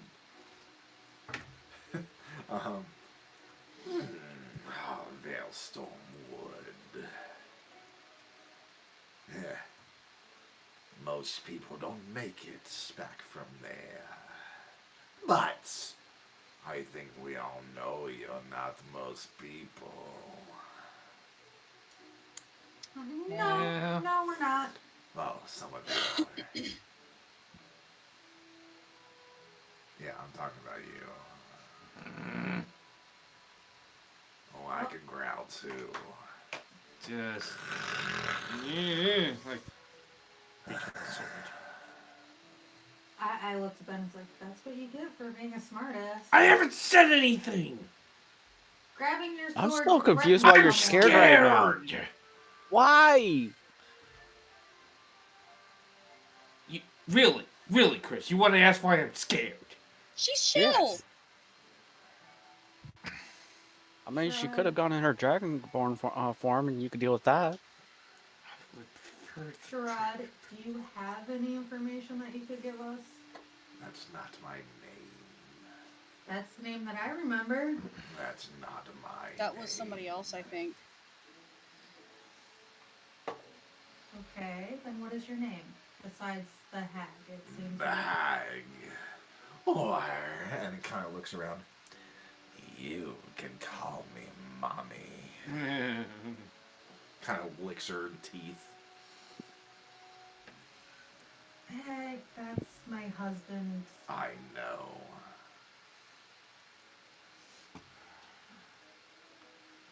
So, What kind of what deal? do you want to know, and we can make a deal?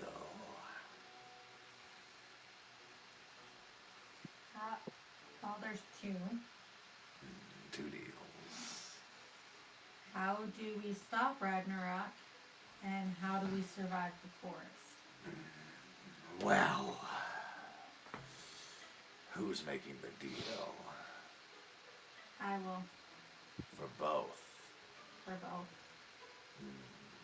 Pam, Very no. well. Because if it's a drop of blood, it's going to always increase the chances.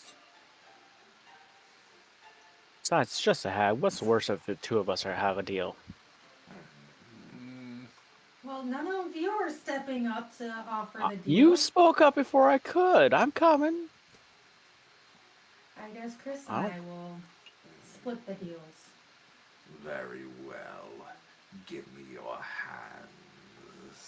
I give out my hand and I hold it out and I these- close my eyes. Those long fingers, you feel them, and it's like cold flesh wrapping around, like you're touching a corpse, wrapping around the pointer finger and the middle finger wrap around your wrist because of how big it is. You can feel the nails, the claws kind of dig into your skin a little bit before you feel the prick on your hands, and the blood starts to flow. And she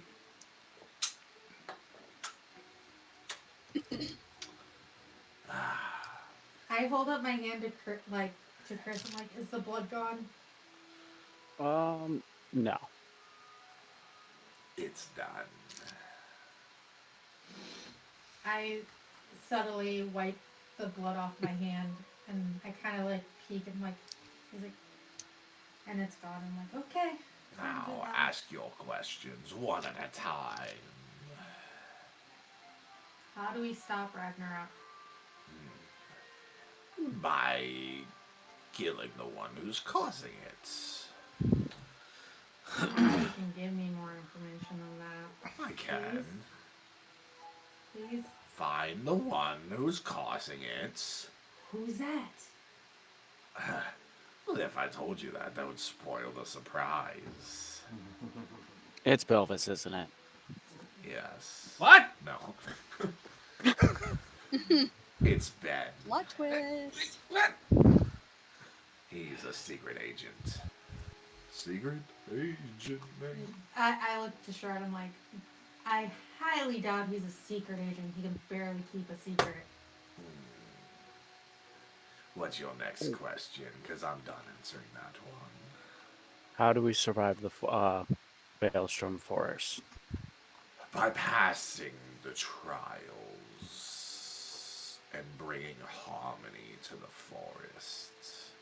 None have been able to do it. After me, of course. Of course. But that was 300 years ago. Oh. More or less. I must say, you look good for your age. Yes, I do, don't I? Mm-hmm. Don't you think so? I'd be bones. Yes. Absolutely. Good. And she kind of rubs a finger across your jaw. Hey, no touchy, no touchy. No touchy! Consent is sexy. And she goes, now, get out. And you all get pushed out, and you're now outside. Well, that was a wasted trip. We learned how to survive. Yeah, but then there's trials, and we gotta bring balance to the forest. That's more information than we had before. Sounded like you said force. You have to And bring balance to the force. Balance to the Stop force. Ragnarok, we have Hey, to stop. We have to stop at least one person. The way she made it sound. And we know it's not Belvis, at least. Such a good guy. Yeah. Where is he? I wish Yeah, I where could is tell. he? Yeah. I have no idea. I know went to. Carly's out helping a village with her children. I don't know. I went to Belvis's house, and Glormax said that Belvis left with his daughter to go out adventuring. Have any more Oh. kids? I don't think so. I know that was a lot. You're lying. Tom. Well, I guess. So I don't know. He kind of did. He apparently decided to have some more of some kind of weird tonics, and he belched out a couple more gelatinous blobs. But Glormax So he had was that raising second them. tonic that you bought when you were him. I didn't buy. Oh yeah, I You did. did. You had two. You did. And Oh, you yeah. Never used it. That's why. That's right. that came from. Yeah. Well, I guess Belvis had them, and now he had two other kids, but Glormax is raising them as his kids. I don't know. Safi has 15. Well, at least someone's responsible. Jesus For Christ! 15? And they're having 3 more. Oh my God! What happens at 20? Did they get like a gold watch or stuff? What? I don't know. What? I don't know. They don't get. Sakira they get a- has 3. They get not a golden swatch, but a golden. Well, Sounds like swatch. Yeah. Or sounds like swatch. No. Ikari has 3 Rohan kids, huh? had That kids. must be... Are they cute, at least? Yeah, they are. They're pretty cute. Oh, that's good. One of them's a bit rebellious, but Are you older surprised? kid. Not with I mean, the it- person who helped create them. Yeah. Well, the mother at least. Oh. Yeah, so, I guess we go talk to Charlie now? Sure. Yeah. Yeah, go get some more information. If About she these has things. any. Does it call for seeing my own blood? Okay, so you're going to Charlie? Yeah. Okay. What Oh. the fuck? What? Whatever, good. My computer just, like, the bottom bar just glitched out for whatever reason. No, you're good. So, I heard you met the hag. It was Yeah, fun. they made Oh, a deal yeah. without even hearing what the other side of the deal was. Yeah, you did. I mean- as I glare at Pam. We all knew that it was gonna be the blood, and that it's gonna require she's gonna call back her favor. And she doesn't ever say what the favor is. That's true. Yeah, So it's too late. So, what did you find out?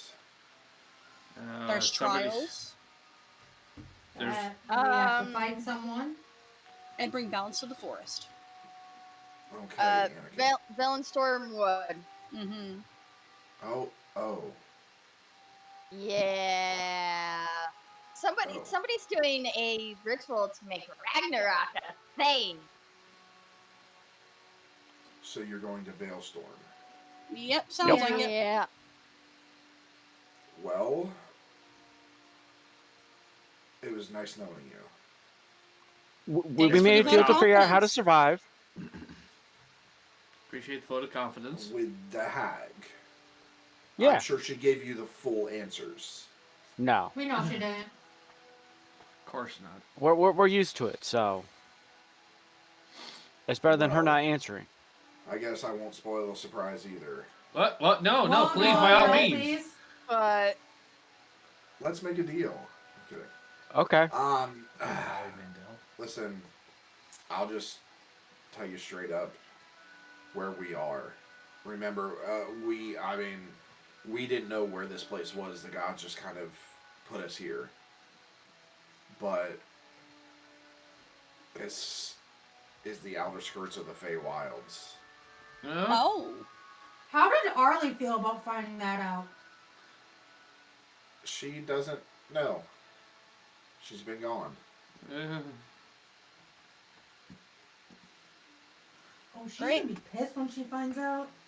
I mean, Elowen's at home, but She's gonna be pissed when she finds out. nah, not my problem. It's Elowen's problem. But, so the Veilstorm Wood is pretty deep into the Feywilds, so have fun. And she turns around and walks away. Guys, I really don't want to go to the Feywild. Do we have a choice but to not go to go? Do to we the know what Feywild enough? direction it's in?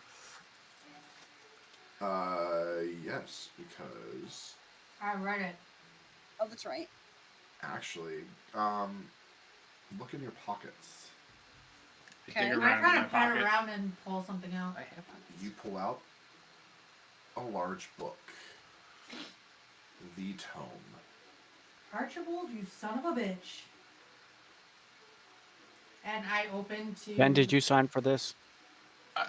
No, cost your soul. Hard. Hey, we better make sure Archie's good with that because just- you know I'm he said pretty he'd kill sure us. he is because I didn't take the book. Okay. Well, I not only don't that, have but it could also be your other tome that you have. Or I pat No, around. it is that. It is the tome that you were reading in there. I pull out my other tome. It's like, oh, well, you didn't take it out. Do I have the feather book? You get the feeling that it followed you out. I think by it might have. itself. I think it might have wanted to come help. Oh boy. A thinking, So- acting book. Oh, dink. Are you a So I'm gonna- person? I mean, Are you- magic. Were you cursed to be like a dog or Whack a something, book. and then cursed to be a book? I slowly open the book because I know how old it is, and I go and to the Valewood Forest Okay. page, and And it shows you the direction to go. It works like a magical compass. Okay, so I to close the it. Veilstorm I'm will like, we go. We go that way, and I As you close the book, an actual arrow appears that kind of moves on the top of the book. Oh, I thought you meant like Archibald firing an arrow. I told you not to take my books! You have failed this tome! So, well, I keep it out and I go forward. I follow behind Pam. Don't get ahead of us. Alright, We need to be a I'm little short careful. with little legs. so, It makes sense that I keep the pace because you, giant person, like to speed walk. I'm walking normally. You know I'm walking normally. alright. I can walk. So as you embark on your journey to Veilstorm Wood, you find yourselves facing the formidable challenge of Gloom Peak Mountains. Blue Pink Mountains? Gloom Peak Mountains. The towering peaks and treacherous passes are known for their unpredictable weather and the presence of magical anomalies. The Codex hints at the shortcut that cuts through there that'll cut off days of your travel, but it does have some dangers. What do you guys think? Shortcut, cut days off, or and face possible death, or go around and spend days walking? I mean, have I'm not something- against. I have Because quite we didn't boots. ask for a cart or horses or anything like that. I mean, I kind of pull out my sword. I would like to test this bad boy out. So I just short look at mountains? Ben like he's dumb. We should like, try to be quiet. Oh, yeah, I'm not gonna go around hitting every bush saying, "Here, monster, monster, monster, monster." Oh, here, monster, monster, monster, monster. Stop Here, that, monster, Chris. monster, monster. So I what do you smacked guys? Chris. Thank you. I look at the group. What do you want to do? Do we want to go the long way or the short way? I say we go the short way because it's probably time is a factor. If we go too long, we're probably gonna miss Yeah, stop the especially if chance to it's stop the us. ritual. True. I just really hope Zophos doesn't show up. I'm pretty sure if Zopho shows I want up, you we're to gonna knock see on him wood. far away. I want you to What? knock on wood, Pam. Now. I go to find a piece of wood to knock on. Okay. You're in a forest, or outskirts of a forest that's leading to the mountains. Alright, to the mountains. Alright. So, Figured you would like that. as you venture through the Gloom Peak Mountains, the air is frigid and thin, and the landscape is shrouded in a swirling mist. Jagged peaks loom overhead, their tips occasionally piercing through the shifting clouds. The mountains are adorned with magical ice crystals that emit an otherworldly glow. Strange whispers carry through the air,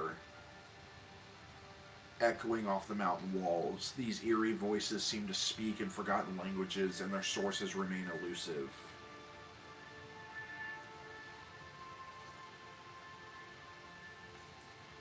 I don't like this and I'm cold. Do I have a cloak or anything that I can put around Pam? I think she's She got a has cloak. She has robes. No. Trying to be nice. You have plate armor that is probably conducting the cold. Yeah. Oh, so probably me pulling Pam in close to try and warm her up is It's a gonna bad be idea. worse. I kind of like snuggle I next throw to my- him. I throw the hood up and make it go like dark blue, like I'm frigidly cold. Okay. Yeah, and Does as you're someone Yeah, need I'm to be probably carried like the seeing- secretaries again? You're seeing these crystals glow. What you're hearing Guys, Huh. I don't like this. Yeah, let's stay the hell away from them. Yeah. I want to All right. touch. No. No touchy. Do you want to touch him? No. Do I want to? Yes. Probably Will they let me? That's Austria. up to them. I'm It's probably letting Austria. You don't want to go boom boom. Boom, boom, boom. Arco. All right. So, as you traverse a narrow pass, a distant rumble alerts you to an impending avalanche. Large masses of snow and ice cascade down the mountainside, blocking the path ahead. You must quickly find shelter and navigate a treacherous ascent to avoid being swept away by the avalanche. So, very quickly, I need everybody to roll me physical checks. God damn. Okay. Oh, okay. Okay. What do you got, 5 out of 8. 5 out of 10. Chris? Can 5 out of 10. I use Tiny Hut to help? It's a I have concentration Liam's spell. Tiny Hut. It's a concentration spell. Or it's also a ritual, I believe, so it'll take time. Sure.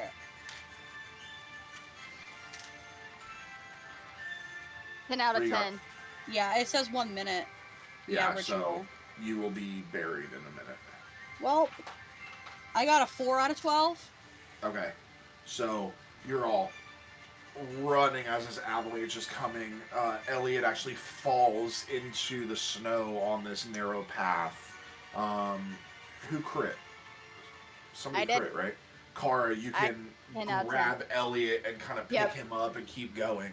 Thank you. Yep. I need Let's another go. one. Let's go. I need another one. Quickly. 8 out of 12. 8 out of 8. Okay. 9 out of 10. Kara.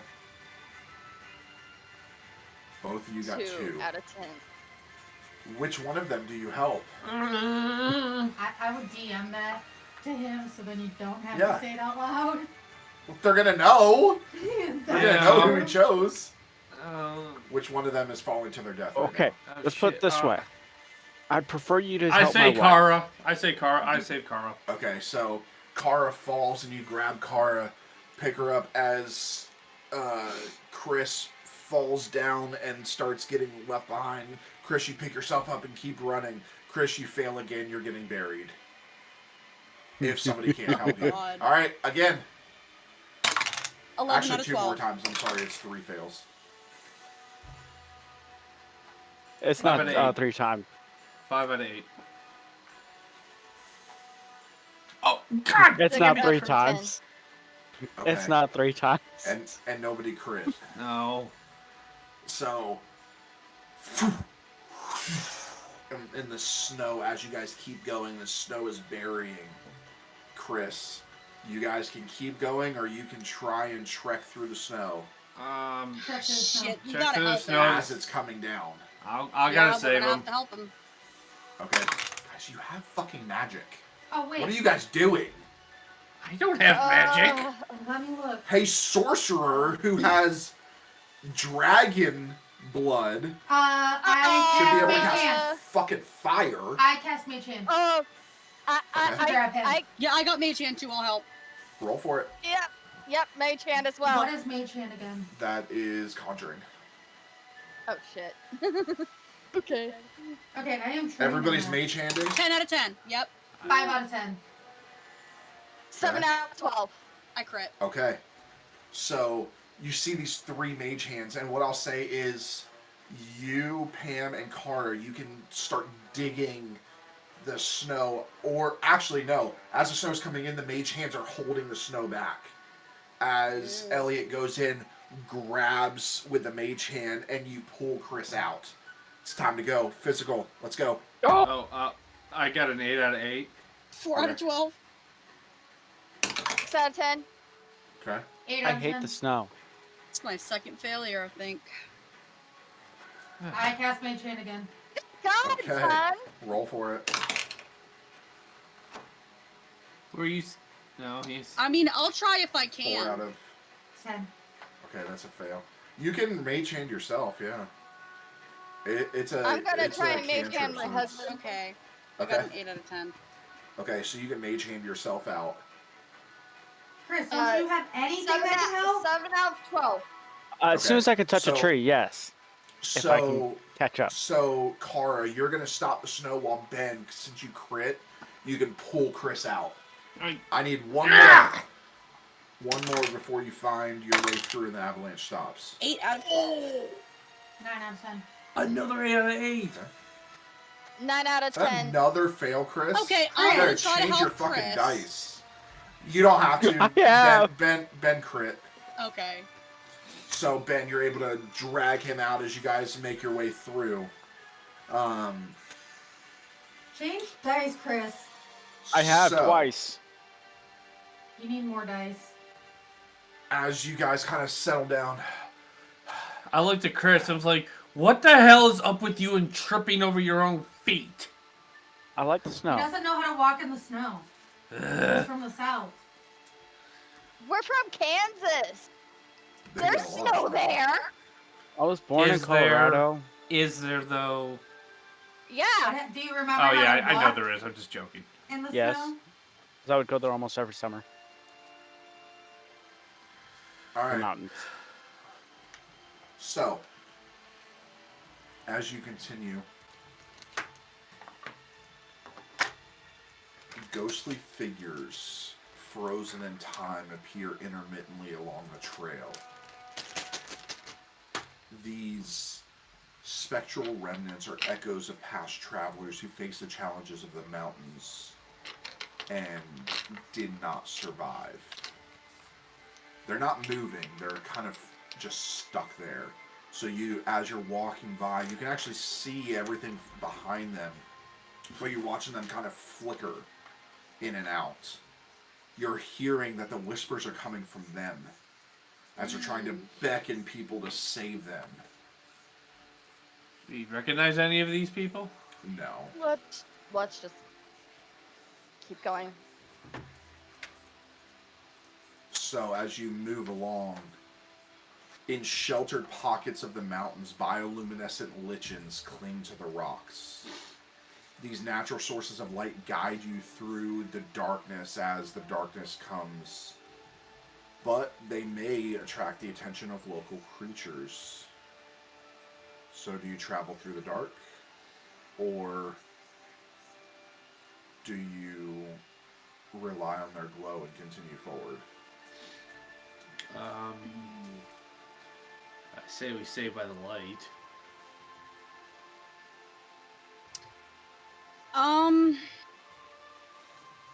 Yeah. I mean, if anything attacks us, we need to be able to see. Mhm. And if I don't know about you guys, but I can't see in the dark. Can't see in the light. Out of character. What are we doing? Yeah, let's stick with the light. Okay. Yeah.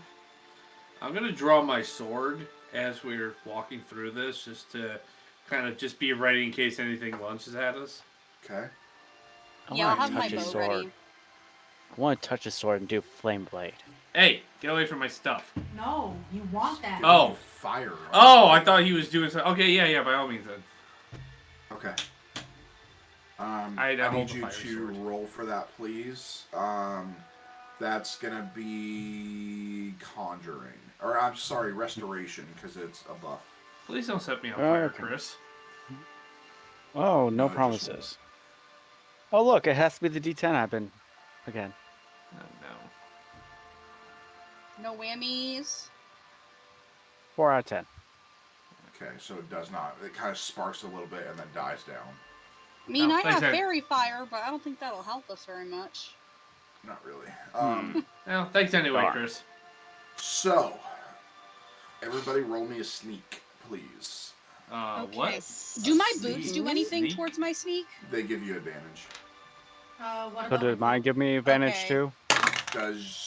Does your thing say, as if your description of your items say that it helps in stealth? Then yes. It says Which allows you to move road shifting stealthily color through like the various petals of terrains. a blooming flower, adapting to your emotions and surroundings. Yes. Sure. You know, I almost. GM, I rolled a 4 out 9 of out 10. of 12. Okay. 10 out of 10? 7 out of 10. I tripped very loudly. 2 out of 12. Okay.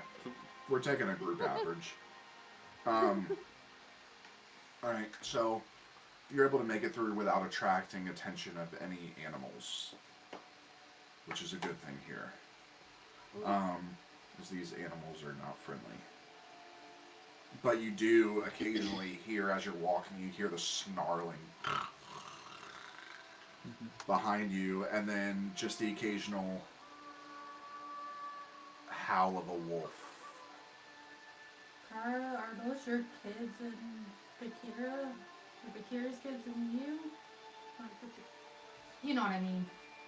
No, that is.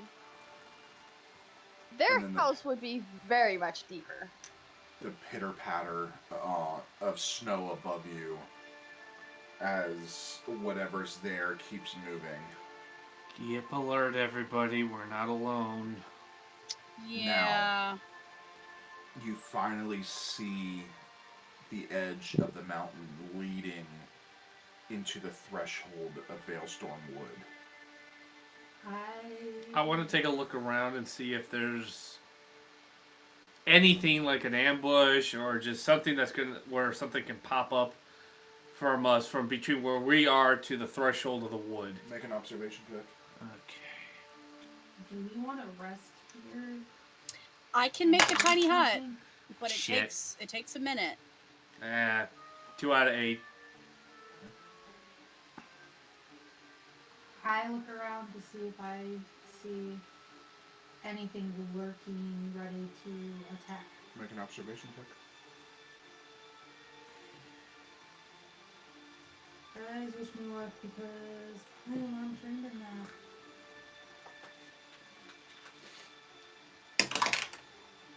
11 out of 12. You do not see anything. So do we want to take a rest here and eat? I guess this is a good spot as any. Okay, clear off some snow if you can, and I'll put up a little dome. But it'll be visible from the outside, but it'll protect us. Well, I started help. I looked at Chris. Chris, let's clear a spot. Oh, there's I my mean, ration I'm comfortable under the snow. Here. Hmm? My ration rules. Oh God. I use Mage Hand to kind of sweep away the snow. Oh. I was gonna use Firebolt to melt it. Probably still good. I wouldn't use Firebolt. Yeah. I could use Fireball. You're thinking. No. Yes. Firebolt is like this big. Yeah. Oh, I do have Fireball. Yes. No. No. Not in the woods. All right. Start So, forest fire. Elliot, I need you to make a conjuring check, please. Okay, let me just double Do check. you want me to use a conjuring for Yep. Mage Hand? 10 out of 10. Use Firebolt. Okay, how about I use my own Mage Hand 2 to out of clear 10. away this? Make a conjuring, please. Okay. 7 out of 12. Okay. Kind of push it aside. Elliot, you take the time, and then you start constructing a hut. And on the outside, it looks like this purple magical hut. As you all enter, it is a lot bigger on the inside. Oh. Right, this will last for 8 hours and 8 hours only. So, do we make a fire in here, or? There's a fireplace. Oh, it's okay. This is a full Yeah. hut. Oh, okay. So it's like with all It's the magical inside. Okay. I go right to the fire. Yeah, I go over Warm. there right Yeah. now Yeah. to warm up. For sure. All right, and everybody ready to eat? Yep. Yeah. Yeah. All right, we're gonna go one by one. Ben, roll me a d20. 16. Okay. You open up your ration pack, and there's divine fruits, ambrosial nectar, and celestial tea. You are resistant to any necrotic and radiant damage for 1 hour. Okay, awesome. I start eating, and I just thank God and all the other deities that I did not get the vegetarian omelet option. Go ahead, Pam. For those of you out there who are in the military, that's the worst thing you can Yeah. get as an MRE. Oh. It's horrible. There. And you get jalapeno cheese spread. Okay. I don't know if it's a 7 or a 1. That's a 7. No, that's a 1. You got a 1. There you go. Oh Oh, yay. Can I reroll? Nope. You open yours, and it's a slimy green gruel with unidentified chunks. I go Blech. ahead and toss that and try again. Okay, you only have 2 more ration packs to last you for the trip. Yeah, I'm not eating. Actually, you know Okay. what? Fuck it. I'll try it. I'll eat it. Okay, eating this, give me a medicine save, please. I gotta make a new ration sheet for campaign 2. Oh boy. What you base this one off of? This is the one we used for campaign 1. Oh, I can't look. what is it? Hold on. Jesus. Well, Is that another 1? 3? Okay.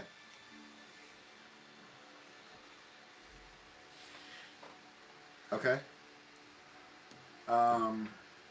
You open. Let's see. You have a -2 penalty to all your checks, so basically you have disadvantage on all your checks for an hour.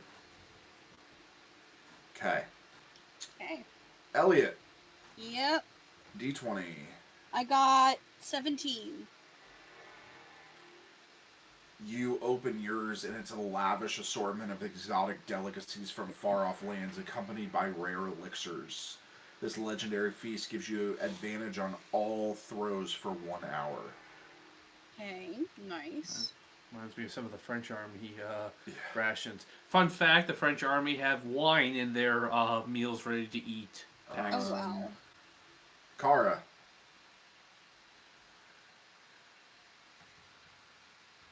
That's a 3. Okay. Better than mine. Is it? Kara, you get a plain assortment of dried fruits, jerky. Actually, sorry, wrong one. Sorry. You get stale bread, hard cheese, and dried fish. Provides basic sustenance, but offers no bonuses or penalties. Actually, not bad. That Cara, that's Like, better than so mine. strumming. Yeah. There's like so strumming in there. Oh my god, Surströmming? You're basically eating cardboard. Blech. No, thank you. That's like the All right, stinkiest Chris. fish ever, right? It is. I put the My fish favorite number of the day. 1. and I 2. ate the rest. You open yours, and it's a concoction of unknown origin, consisting of mashed insects, fermented mushrooms, and murky liquid. Yeah, sure, why not? All right, give me a memory save, please. Oh, Oh boy. Memory. Elliot, you and I have lucked Okay. out. I think so too. Ay. Oh My no. second favorite number. 3. All right, so this is going to cause confusion for 1 hour. So anytime you make an action, you must roll a d4, and I will tell you the results. Any physical action, you will have to roll that for an hour. So even going to bed? Yep. No, not going to Oh. All right. So, are we staying here for full 8 hours, or are we continuing on? We should stay here and sleep. Yeah. Okay. So you gain no benefits from sleeping, because that's not how our game works. You just feel rested, but you Yeah. don't increase anything. Nothing like that happens because we don't do that shit in our game. Especially because Chris and I had disadvantage. I had Yeah. disadvantage. But- and Hour, though, that all goes away.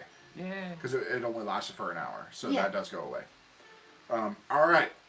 So you wake up. Would you like to eat again? No. I will. No, I'm good. Okay. we'll probably eat at like lunchtime. Okay. Yeah. Just remember, you have to eat at least once per day, Hmm. Yeah. or you will die. Oh, wow. Well, you'll start getting disadvantage on all of your stuff. So, and with you guys, you will die. All right. So, as you continue, you see a mesmerizing panorama of ethereal beauty. The transition is marked by a gradual shift from rugged mountain terrain to the enchanting embrace of ancient forest.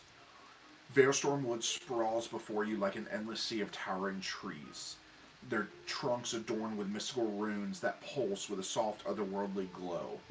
The forest canopy high above forms a natural tapestry of bioluminescent foliage, casting a gentle radiance upon the woodland floor. The air is filled with the sweet scent of enchanted blossoms and a delicate melody composed by the rustling leaves and distant whispers hangs in the atmosphere. The trees themselves, ancient sentinels of nature's wisdom, stand like majestic pillars, their branches intertwined to create a magical labyrinth of pathways. Luminescent flora carpets the ground, illuminating the way with a soft ambient glow. Fey crossings, shimmering portals to other parts of the Fey wild flicker intimately, offering glimpses into realms unknown. Are you entering the woods? Yeah, I'm also gonna pocket a leaf from the woods before I forget. Okay.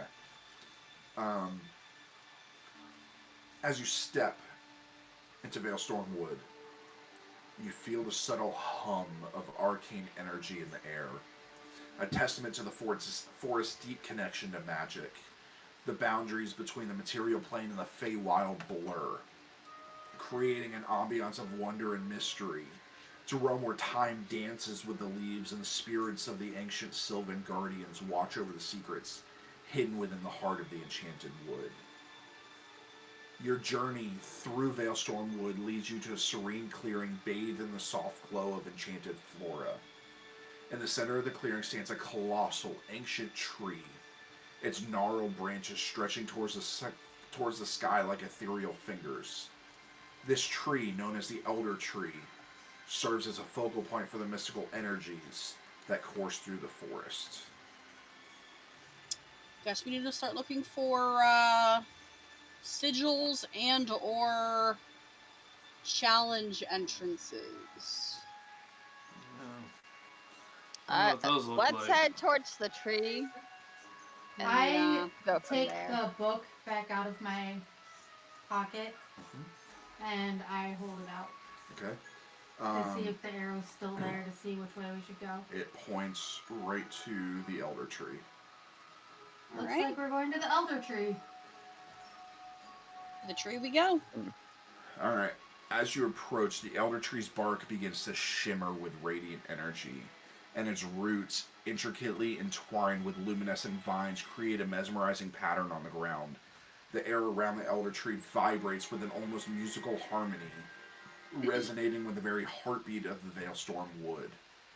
At the base of the Elder Tree, you see a pool of iridescent water reflecting the myriad colors of the surrounding foliage. Ethereal wisps, reminiscent of playful spirits, dance around the water's surface, creating a captivating display of light and shadow. The Elder Tree itself seems to emanate a quiet wisdom, inviting you to approach and commune with the ancient spirits of the forest. You gonna get closer? Yes. Yeah, let's keep Yeah. following the book. As you Yeah. draw nearer, a voice, melodic and wise, echoes in your minds, introducing itself. Hello. I am the spirit of the Veil Storm Wood. I am the Elder Tree. Pleased to And meet you. you see flashes in your mind, glimpses of the forest history revealing that the heart of the wood conceals an ancient power, a key to unlocking the mysteries you seek. I stand as a guardian to proceed deeper into the wood. You must prove your intentions and respect for the delicate balance of nature.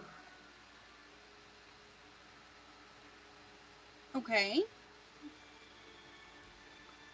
You must embark on a series of trials. With the completion of the trials, each one will awaken the forest more.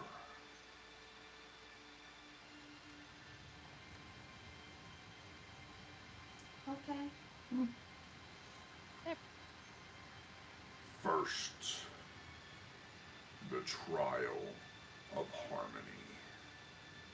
And with that, the trial of harmony, you are transported into a dense thicket where enchanted flora reacts to your every movement and emotion. The air is filled with sweet fragrance of blossoms and vibrant hues of luminescent flowers illuminate the path.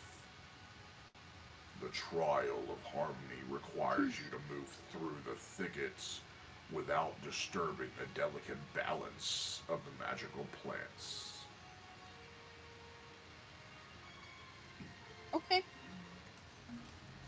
I put the book back in my pocket Okay. and slowly and cautiously start walking. Okay. As you Yeah. step forward, the flowers respond to your presence, glowing brighter when you approach. Give me especially with your connection to the Fae, give me a memory check, please.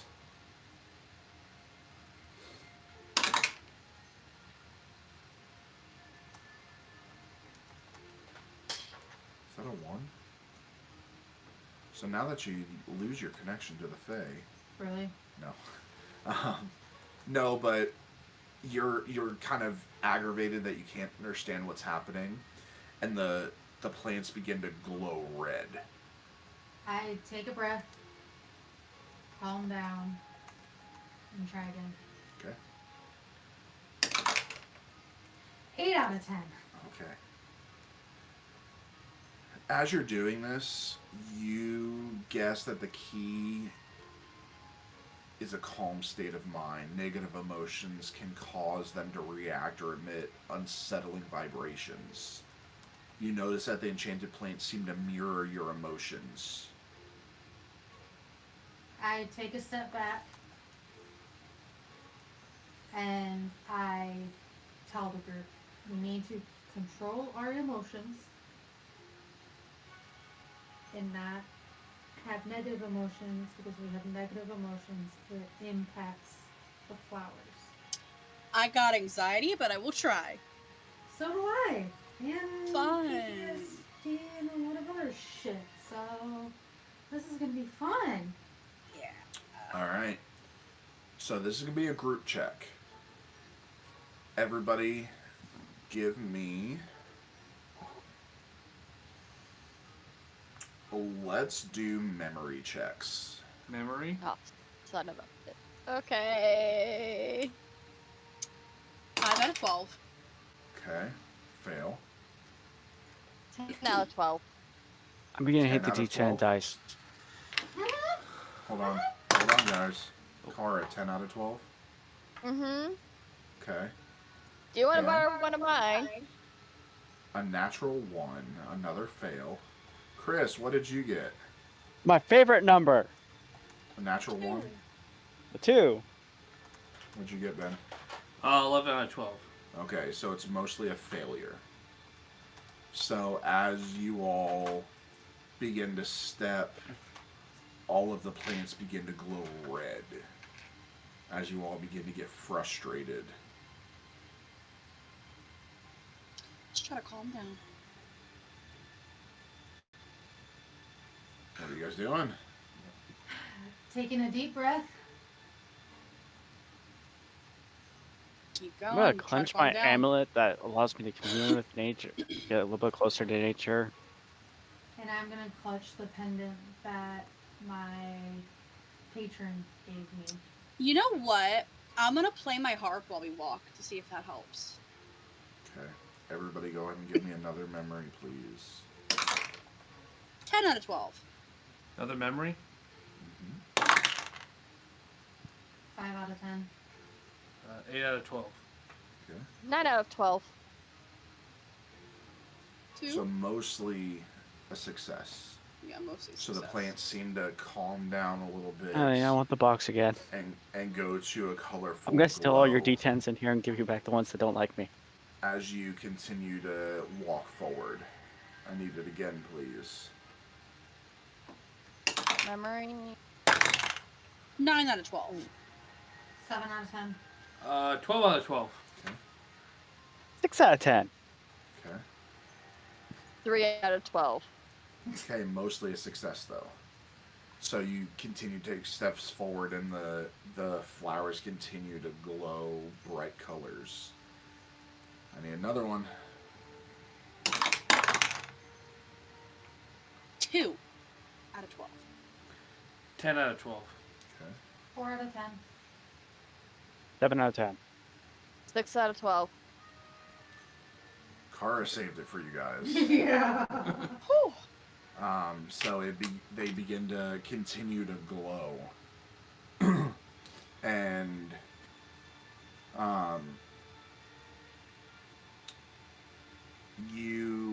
as you're walking, you begin speaking words of encouragement, focusing on positive thoughts, moving with deliberate yet gentle steps as you cross the thicket. As you reach the end, the flora emits a soft and harmonious melody, signaling the completion of the trial of harmony.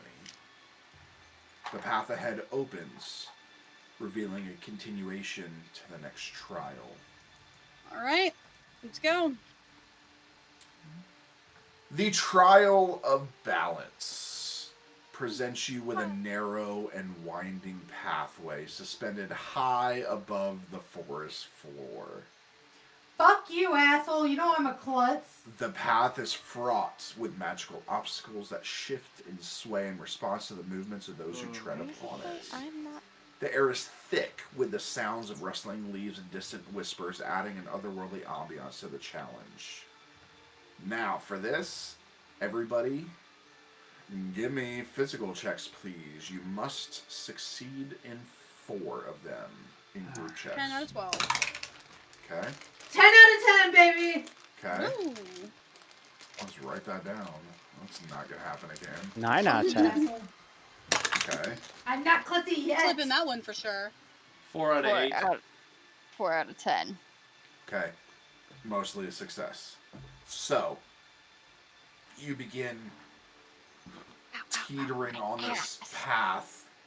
Car, you start to slip a little bit, but Pam grabs you and kind of helps you balance yourself. Shit. All right, I give me haven't done another this in too one. long. Well, that 5 out of figures. 12. 7 out of 8. Is that a 1, Pam? Yeah. Huh. I go 8 out of from 10. crit success to Okay. crit fail. 9 out of 10. Okay, Car mostly- saved it for us. Mostly a success. If Kara would have failed, that would have been a failure for everybody. So Pam goes to go down, and Ben, you grab her at the last second and kind of bring her back up teetering. Maybe I shouldn't have celebrated too soon. Another one. 8 out of 12. 8 out of 8. 8 out of 10. 5 out of 10. 4 out of 10. Okay. Kara, you begin to teeter again, and Ben reaches actually around Pam and grabs you from behind him. Let's just get through this. One more as you guys are trying to keep your balance. Come on, guys. We can do this. What the fuck? 8 out of 12. Did you get another nat 1? I'm just gonna take this one since it kind of rolled. That's okay. That's fine. 7 out of 8. What'd you get, Pam? Do I even have to say it? Yes. What'd you get? 1? We all can't see your dice. That's a good thing. 8 out of Alright. 10. Okay. Cara, what'd you get? 7 out of 10. Okay, so everybody but Pam succeeded. So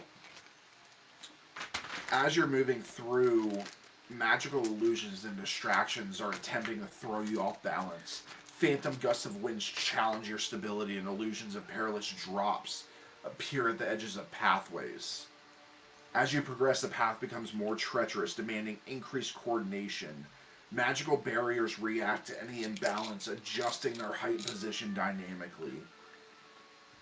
You make your way through, and the barriers stabilize, and in front of you, a passage reveals itself, leading deeper into the wood, into the next trial. All right, let's go. The next trial, the trial of communion, takes a place in a serene glade with a veilstorm wood, where ancient trees form a natural canopy overhead, filtering the dappled sunlight. The air is charged with magical energy, and the glade resonates with a harmonious hum. In the center of the glade stands a magnificent tree, known as the Arbor of Whispers. To prove your worth, in the trial of communion, you must attune yourselves to the energies of the Veilstorm Wood. The Arbor of Whispers serves as a conduit to the forest magic. Its bark is adorned with intricate patterns that seem to shimmer with ethereal light. As you approach the tree, you feel a gentle presence in your minds, a telepathic connection with ancient consciousness of the Arbor. The tree presents you with a series of riddles and puzzles that require not only intellect, but also an intuitive understanding of the forest essence. The first. I dance in the morning breeze, whispering secrets to the trees. What am I? The wind. Everybody has to be in agreement. Sounds like What wind. was it? I dance in the sounds morning like- breeze, whispering secrets to the trees. It sounds like Yeah, that sounds like Wind, wind. Everybody air. Yeah. The wind? Yep. Okay. That is correct. Wow, I got it on the first. I was the one that got it right. Yeah, Damn. that was the easy one. I am born of the fears of the moon. I am born of the tears of the moon, nurtured by the laughter of the sun. In the heart of the forest, I weave the threads of life. What am I? Tears of the moon. Well, the moon controls water. Yeah, I was gonna say water. Probably a river. Repeat Water. it. Can you repeat it really quick? I am born of the tears of the moon, Mm-hmm. nurtured by the laughter of the sun. In the heart of the forest, I weave the threads of life. What am I? I think it's a river. River. I think more specifically a river. Are you sure? Is I think that it's your? just I'm just water. asking if that's your final answer. Yeah. Yeah. A river.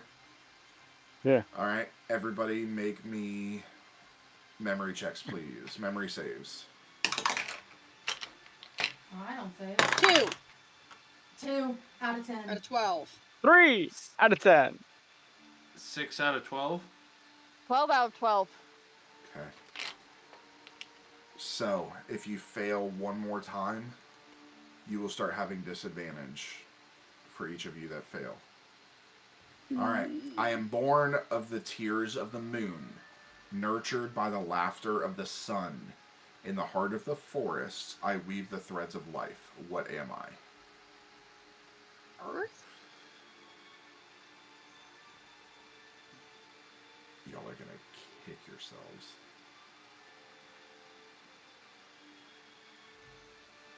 A tree.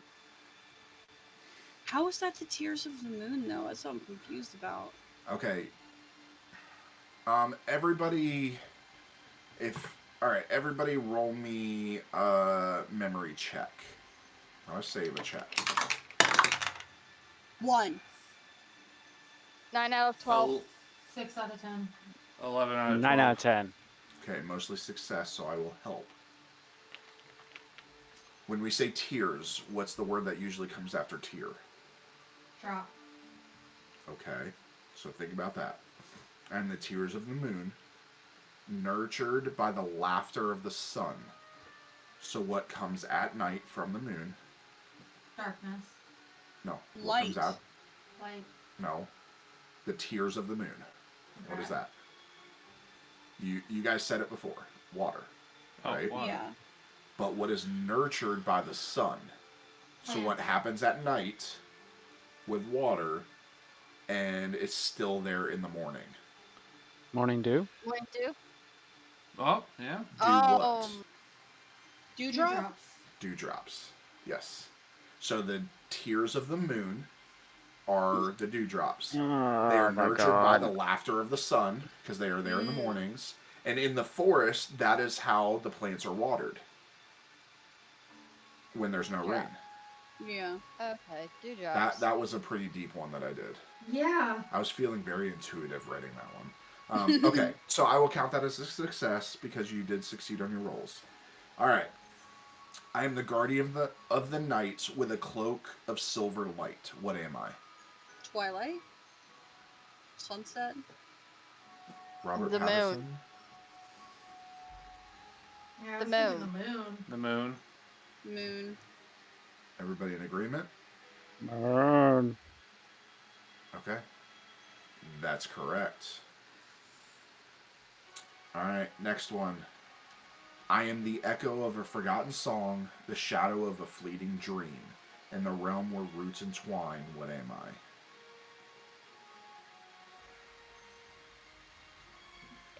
I'm sorry, the echo of the forgotten song. I am the echo of a forgotten song, the shadow of a fleeting dream. In the realm where roots entwine, what am I?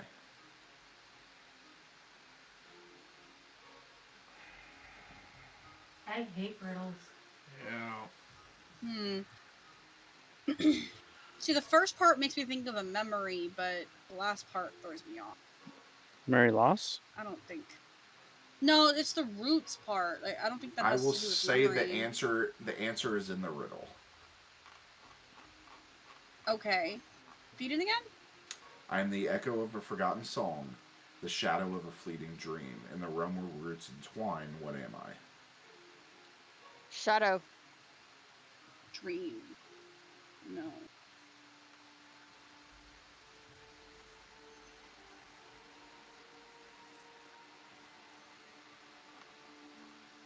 Shadow.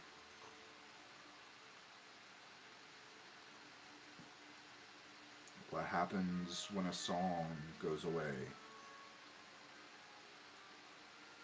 Not a Clapping? shadow. There's not a shadow. Silence. Yeah, it could be silence. Well, but that's the not- answer's in here. Like, the actual answer is in there. I am Echo? the echo of a forgotten Yeah, I song, was the thinking shadow of echo. a fleeting dream. Echo. Echo. Oh god, it has to be an echo. Yeah. It is an echo. It is an echo. So when a forgotten song ends, Okay. it echoes in your mind.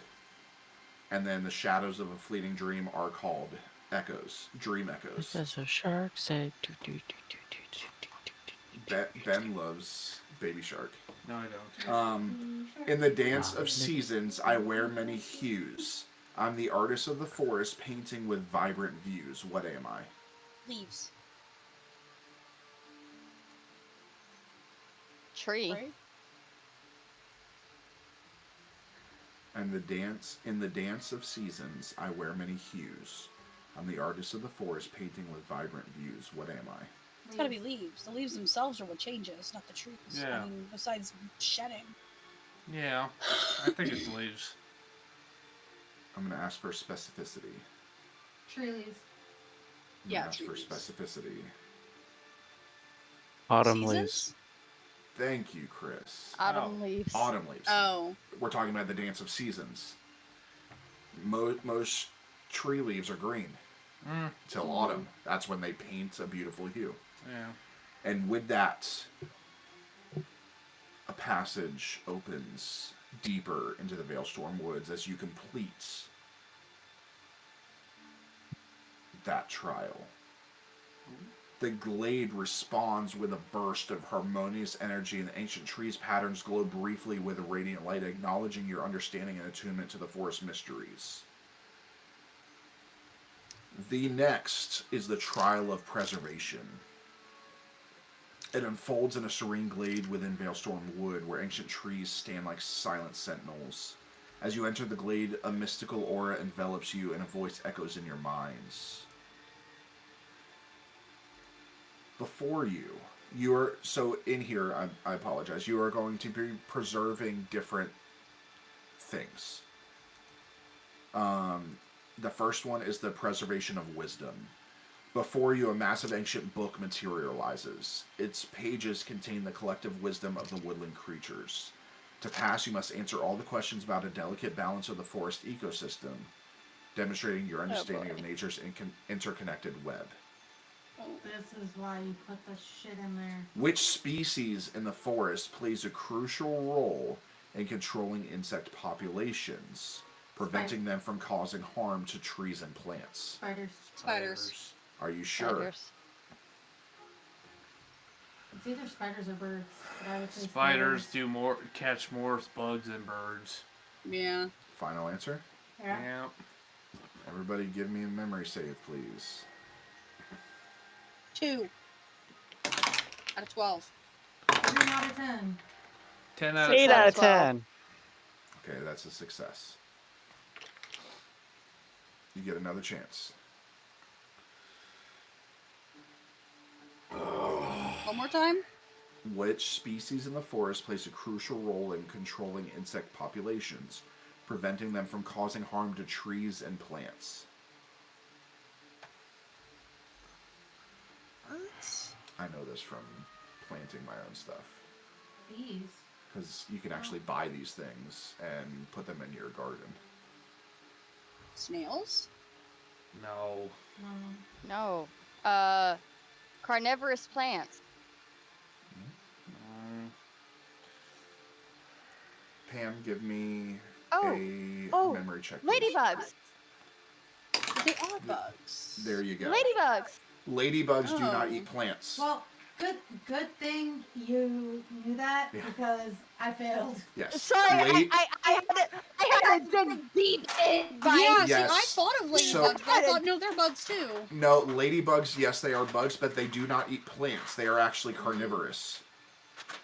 And they they eat the worms and everything that eat through your plants. So if you are planting a garden, you can actually buy ladybugs to put in your garden. And they are great to have around. That's why we actually get a lot around here. All right. In the cycle of life, fallen leaves and plant debris return valuable nutrients to the soil. What is this process called? Decomposition. How does it contribute to the health of the forest? It fertilizes the ground. Recycles essential elements. That's correct. All right. Now this one, because it's specific to this area, I will have whoever wants to do it make a check. If you succeed, then you will get the right answer. Name 2 plant or animal species in Veilstorm Wood that demonstrate the diversity of life in the forest. Explain how their presence contributes to overall balance of the ecosystem. I'll do it. Okay. Give me a memory check, please. 7 out of 10. Okay. 1 second. I'm going to send this to you so you can answer it. You said 7 out of 10? Yeah. Okay.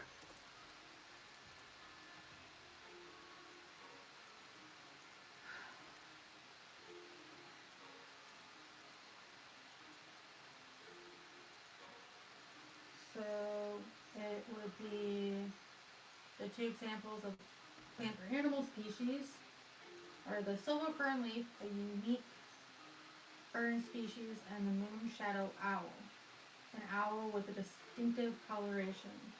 Their presence contributes to the overall balance by enhancing the variety of life. That is correct. Next one, second to last question.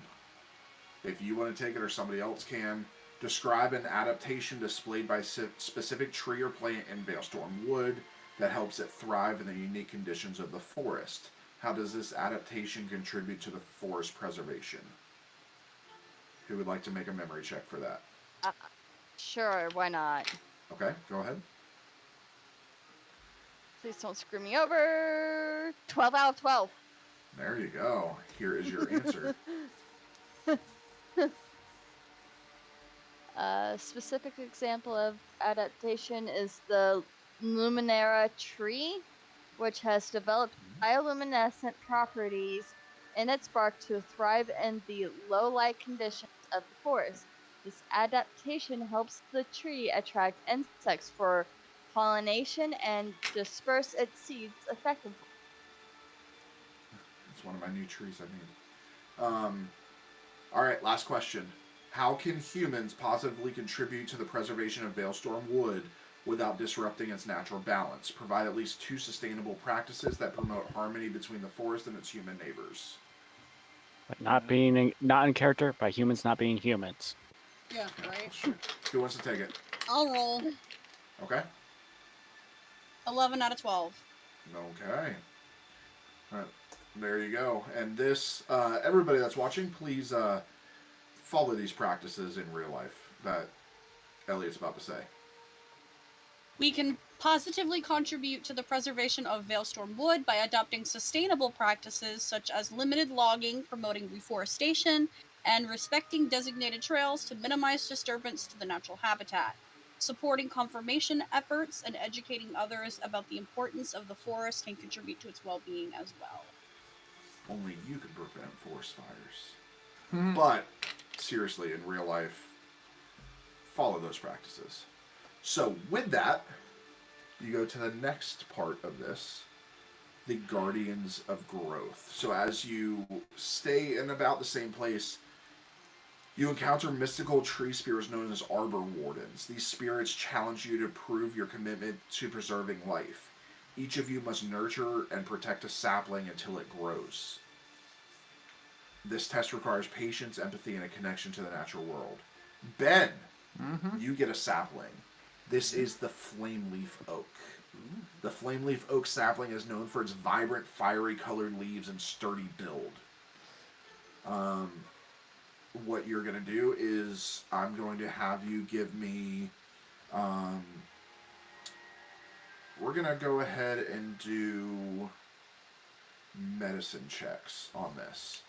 You're going to do 4 checks. You have to pass 2 to succeed. All right. So I have untrained, so that's 6. That's a 9. That's a See 9. the dot? Oh yeah. 9 out of 12. Okay, success. Oh, another 9. Success. Keep going. That's 2. Okay. That's an 8. You succeeded on at least 2. So, as you begin to nurture this thing, the process is sped up, but it begins to grow right in front of you into this. It's actually alive. It's almost like mandrakes. So they kind of, it's kind of in this pot, and you're growing this thing. Pam, you get the Tranquil Willow. The Tranquil Willow sapling features graceful cascading branches and leaves that exude a calming aura. I need you to do some medicine checks, please. You need 4. You must succeed on 2. 10 out of 12. Okay.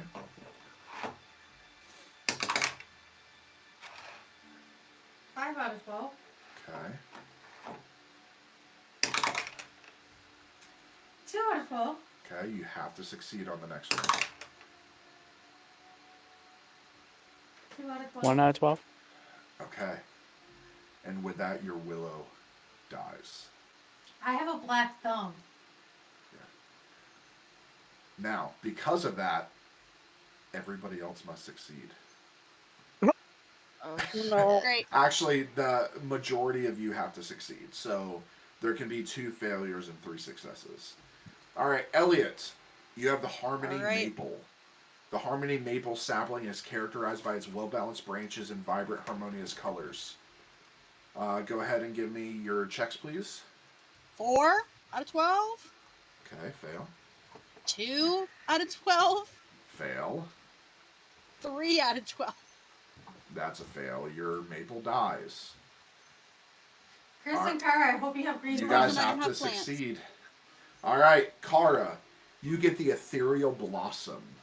This sapling boasts otherworldly luminescent flowers that bloom in a captivating display. Go ahead. 4 out of 12. Okay. 3 out of 12. Okay. 9 out of 12. Okay. 1. 12 out of 12. There you go. Success. So all we now know Woo. is we need Chris to succeed. The one who's been rolling the worst. Yeah, no pressure. Chris, yours is the thunderclap pine. This sapling is hardy and resilient with needles that emit a faint humming sound reminiscent of distant thunder. Go ahead. No. 10 out of 10. Okay. Okay. Go ahead. 3 out of 10. Okay. 2 out of 10. Okay. You. Oh boy. You guys ready? No.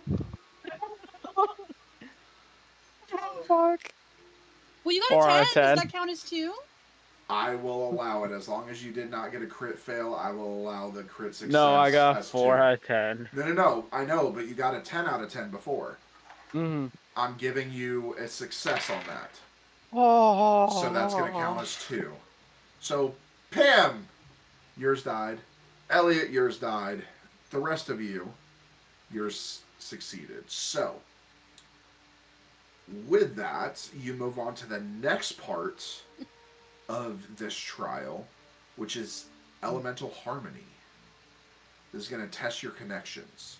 I normally start with Ben, but he took a bio break. So, Pam, you encounter a shadowy realm filled with illusions and mystical darkness, reflecting your warlock abilities. Your challenge is to navigate through the shadows, discerning real threats from illusions, and demonstrating your command over the shadowy aspect of your pact. Success involves traversing the shadowy landscape without being deceived. So, these are going to be memory checks. You need 4. Actually, we're going to do 6. And you need to succeed on 3. Pray for me, guys. I pray for you. 3 out of 10. Fail. I pray hard. 5 out of 10. Success. Okay. 2 out of 10. Fail. Fail one more, it's done. I'm done. Alright, that's a fail. That was a natural 1. Pam gets trapped in the darkness. No, you don't. You just fail. Pam, you come falling out of some pocket dimension and hit the ground. Well, I suck. Ben, you are by yourself. Oh boy. So, you face a terrain filled with boulders and rocky obstacles, symbolizing your strength and resilience as a fighter. Your challenge involves moving, lifting, and arranging these heavy elements using your physical prowess. You are going to do physical checks. You have 6 of them. You must succeed on 3. Okay. No, I'm testing about here.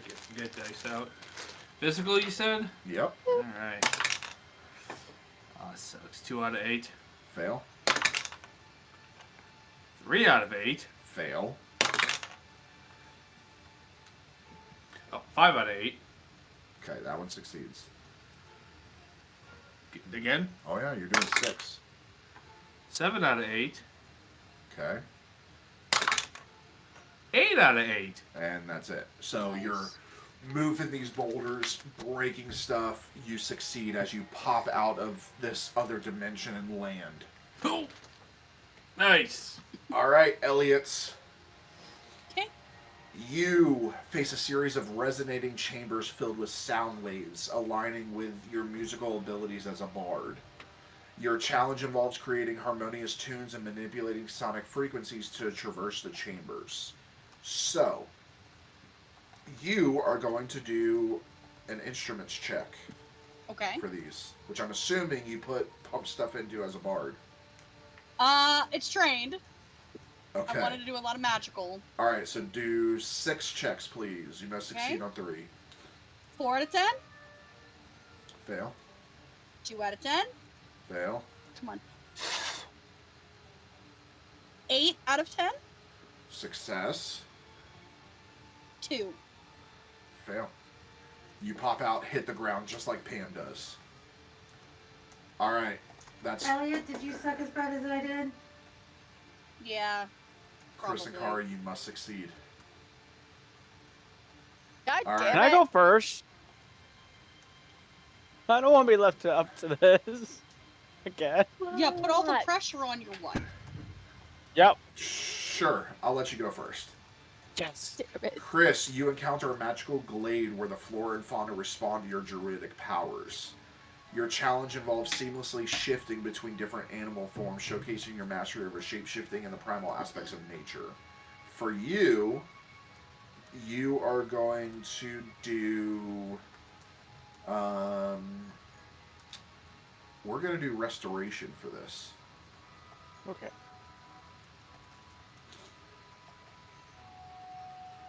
Five out of 10. Success. 4 out of 10. Fail. I hate you. It turned on the last one. Second. 2 out of 10. Was it cocked? It basically rolled off my dice roll and then changed its thing. I don't know That's if that cocked. means. Go ahead and reroll. Okay. 7 out of 10. Okay, success. 10 out of 10. That's 3 successes. So you come out and you land in success. All right, Kara. Yes. Kara, you confront a realm engulfed in flames representing your draconic sorcerer abilities. Your challenge is to control and channel fire, showcasing your affinity for the dragon's elemental breath. Success involves manipulating the flames with precision and demonstrating control over the fire element. Because it's fire, you're doing destructive. Give me 6 checks, please. Oh, fuck. That was a 2 out of 8. Okay, fail.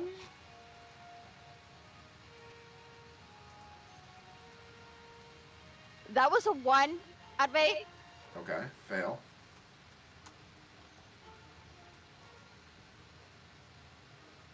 Six out of 8. Success. Another 1. Okay. Alright. So you fall out. Everybody, give me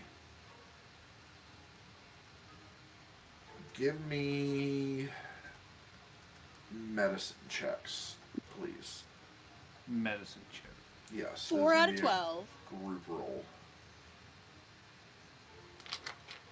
6 out of 8.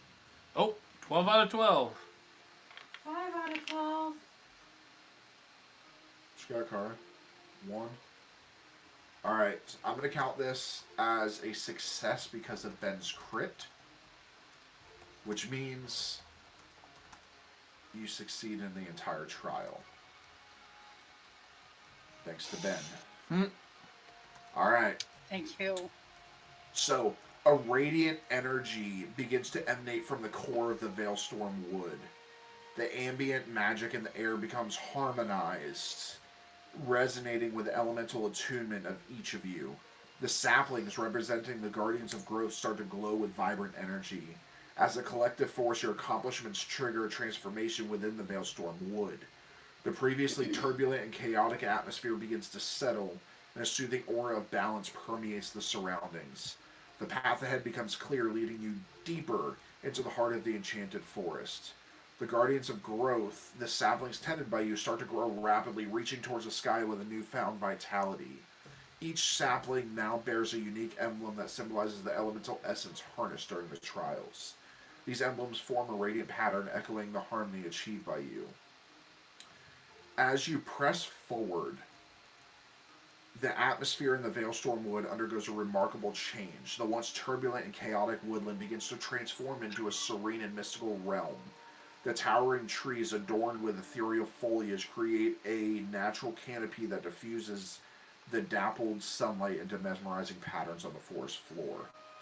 As you progress, you encounter ancient stone archways adorned with elven runes, marking the entrances to sacred clearings within the woods. These clearings serve as sanctuaries for mystical creatures and ancient spirits that coexist harmoniously with the enchanted forest. The path ahead leads you deeper into the Veilstorm Wood, where profound and tranquil energy beckons you forward. It becomes evident that this forest, once a realm of chaos, has embraced a newfound harmony guided by your successful completion of the trials. You begin to feel a subtle resonance with the enchantments of the forest. A rhythmic pulse of magic seems to synchronize with your own essence, creating a connection between you. In this heightened state of attunement, you start to perceive glimpses of ancient memories embedded within the very fabric of the forest. Wisps of ethereal visions flicker like elusive shadows, revealing moments of elven celebrations, arcane rituals, and the eons-old dance between natural and magical forces. The forest responds to your presence with benevolent gestures. Enchanted flora seems to part graciously to create a seamless pathway, and the ambient light intensifies as if the very trees are sharing their essence with you. Luminescent butterflies drawn to your harmonious aura flutter around you in a dazzling display of colors. The Guardian, with an ethereal grace, extends a hand in welcome and speaks in a melodic voice. You have brought balance to Veilstorm Wood, and in return, the heart of the forest reveals itself to those who seek its secrets. Approach, seekers of harmony, and commune with the essence that binds this realm. Do you follow? Yeah. Yes. Yes. Yeah. He guides you to a majestic altar, adorned with shimmering crystals and verdant vines that pulse with magical energy. Atmosphere is charged with a blend of ancient wisdom and living essence of the forest. He gestures towards the altar, inviting you to place your hands upon its smooth surface. I go and place my hands on the surface. Yep. Okay. Yep. follow. I do too. Okay. As you do, a gentle hum resonates through the grove, and a kaleidoscope of ethereal lights weaves around you, intertwining with the magic that courses through your veins. Suddenly, you find yourselves enveloped in a vision, a profound communion with the spirits of the forest. You witness the eons-long cycle of Veilstorm Wood, from its inception as a sanctuary for mystical energies to its guardianship by ancient beings. The trials you faced were a rite of passage, a harmonic dance with the forest's essence. The Guardian's voice echoes in your minds.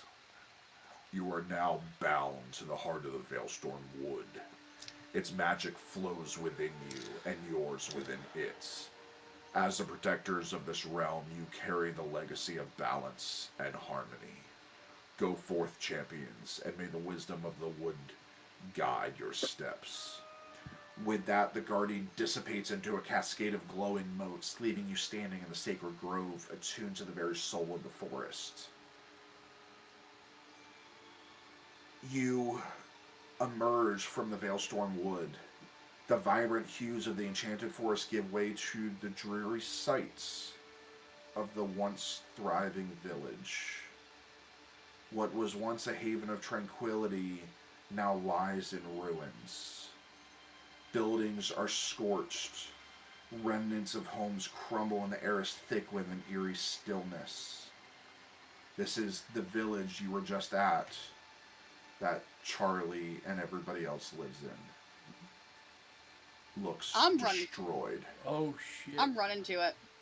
I Same am here. doing the same thing. Okay. I'm Yeah. gonna That's a I'm gonna lot be of watching the kids. trees just in case. Okay, the devastation extends beyond the physical structures. The village's heart seems to have been ripped out.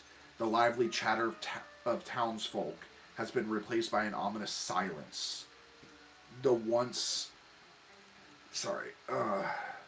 The once bustling streets are now desolate, and the absence of familiar faces hangs in the air like a haunting specter. Panic and confusion grip you as you rush through the ruined village, searching for any signs of life or answers to the unfolding tragedy. Desperation sets in as you realize that the very place you sought to protect has become a haunting echo of its former self. Amid the ruins, you notice a familiar figure missing. Charlie. Her absence raises alarming questions, adding to the enigma of the village's downfall. A sense of urgency propels you forward as you navigate the wreckage, each step revealing more layers of despair.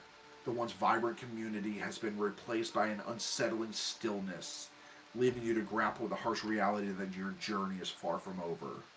Haunted by the destruction of missing villagers, you must now unravel the mysteries that shroud the once beloved village and confront the looming threat that has disrupted the fragile peace you sought to preserve. And with that, that's where we end tonight. Whew. So, as the pages of the Chronicles of the Damned close for now, the echoes of your adventure shall linger in the annals of time. May the tales you've woven inspire dreams and kindle the fires of imagination. Until we meet again, remember that the realms of wonder and mystery await your return. Farewell, brave travelers, until the next chapter unfolds in this ever-changing storybook. Safe journeys, and may destiny's embrace guide you onward. Good night, everybody. Good night. Bye.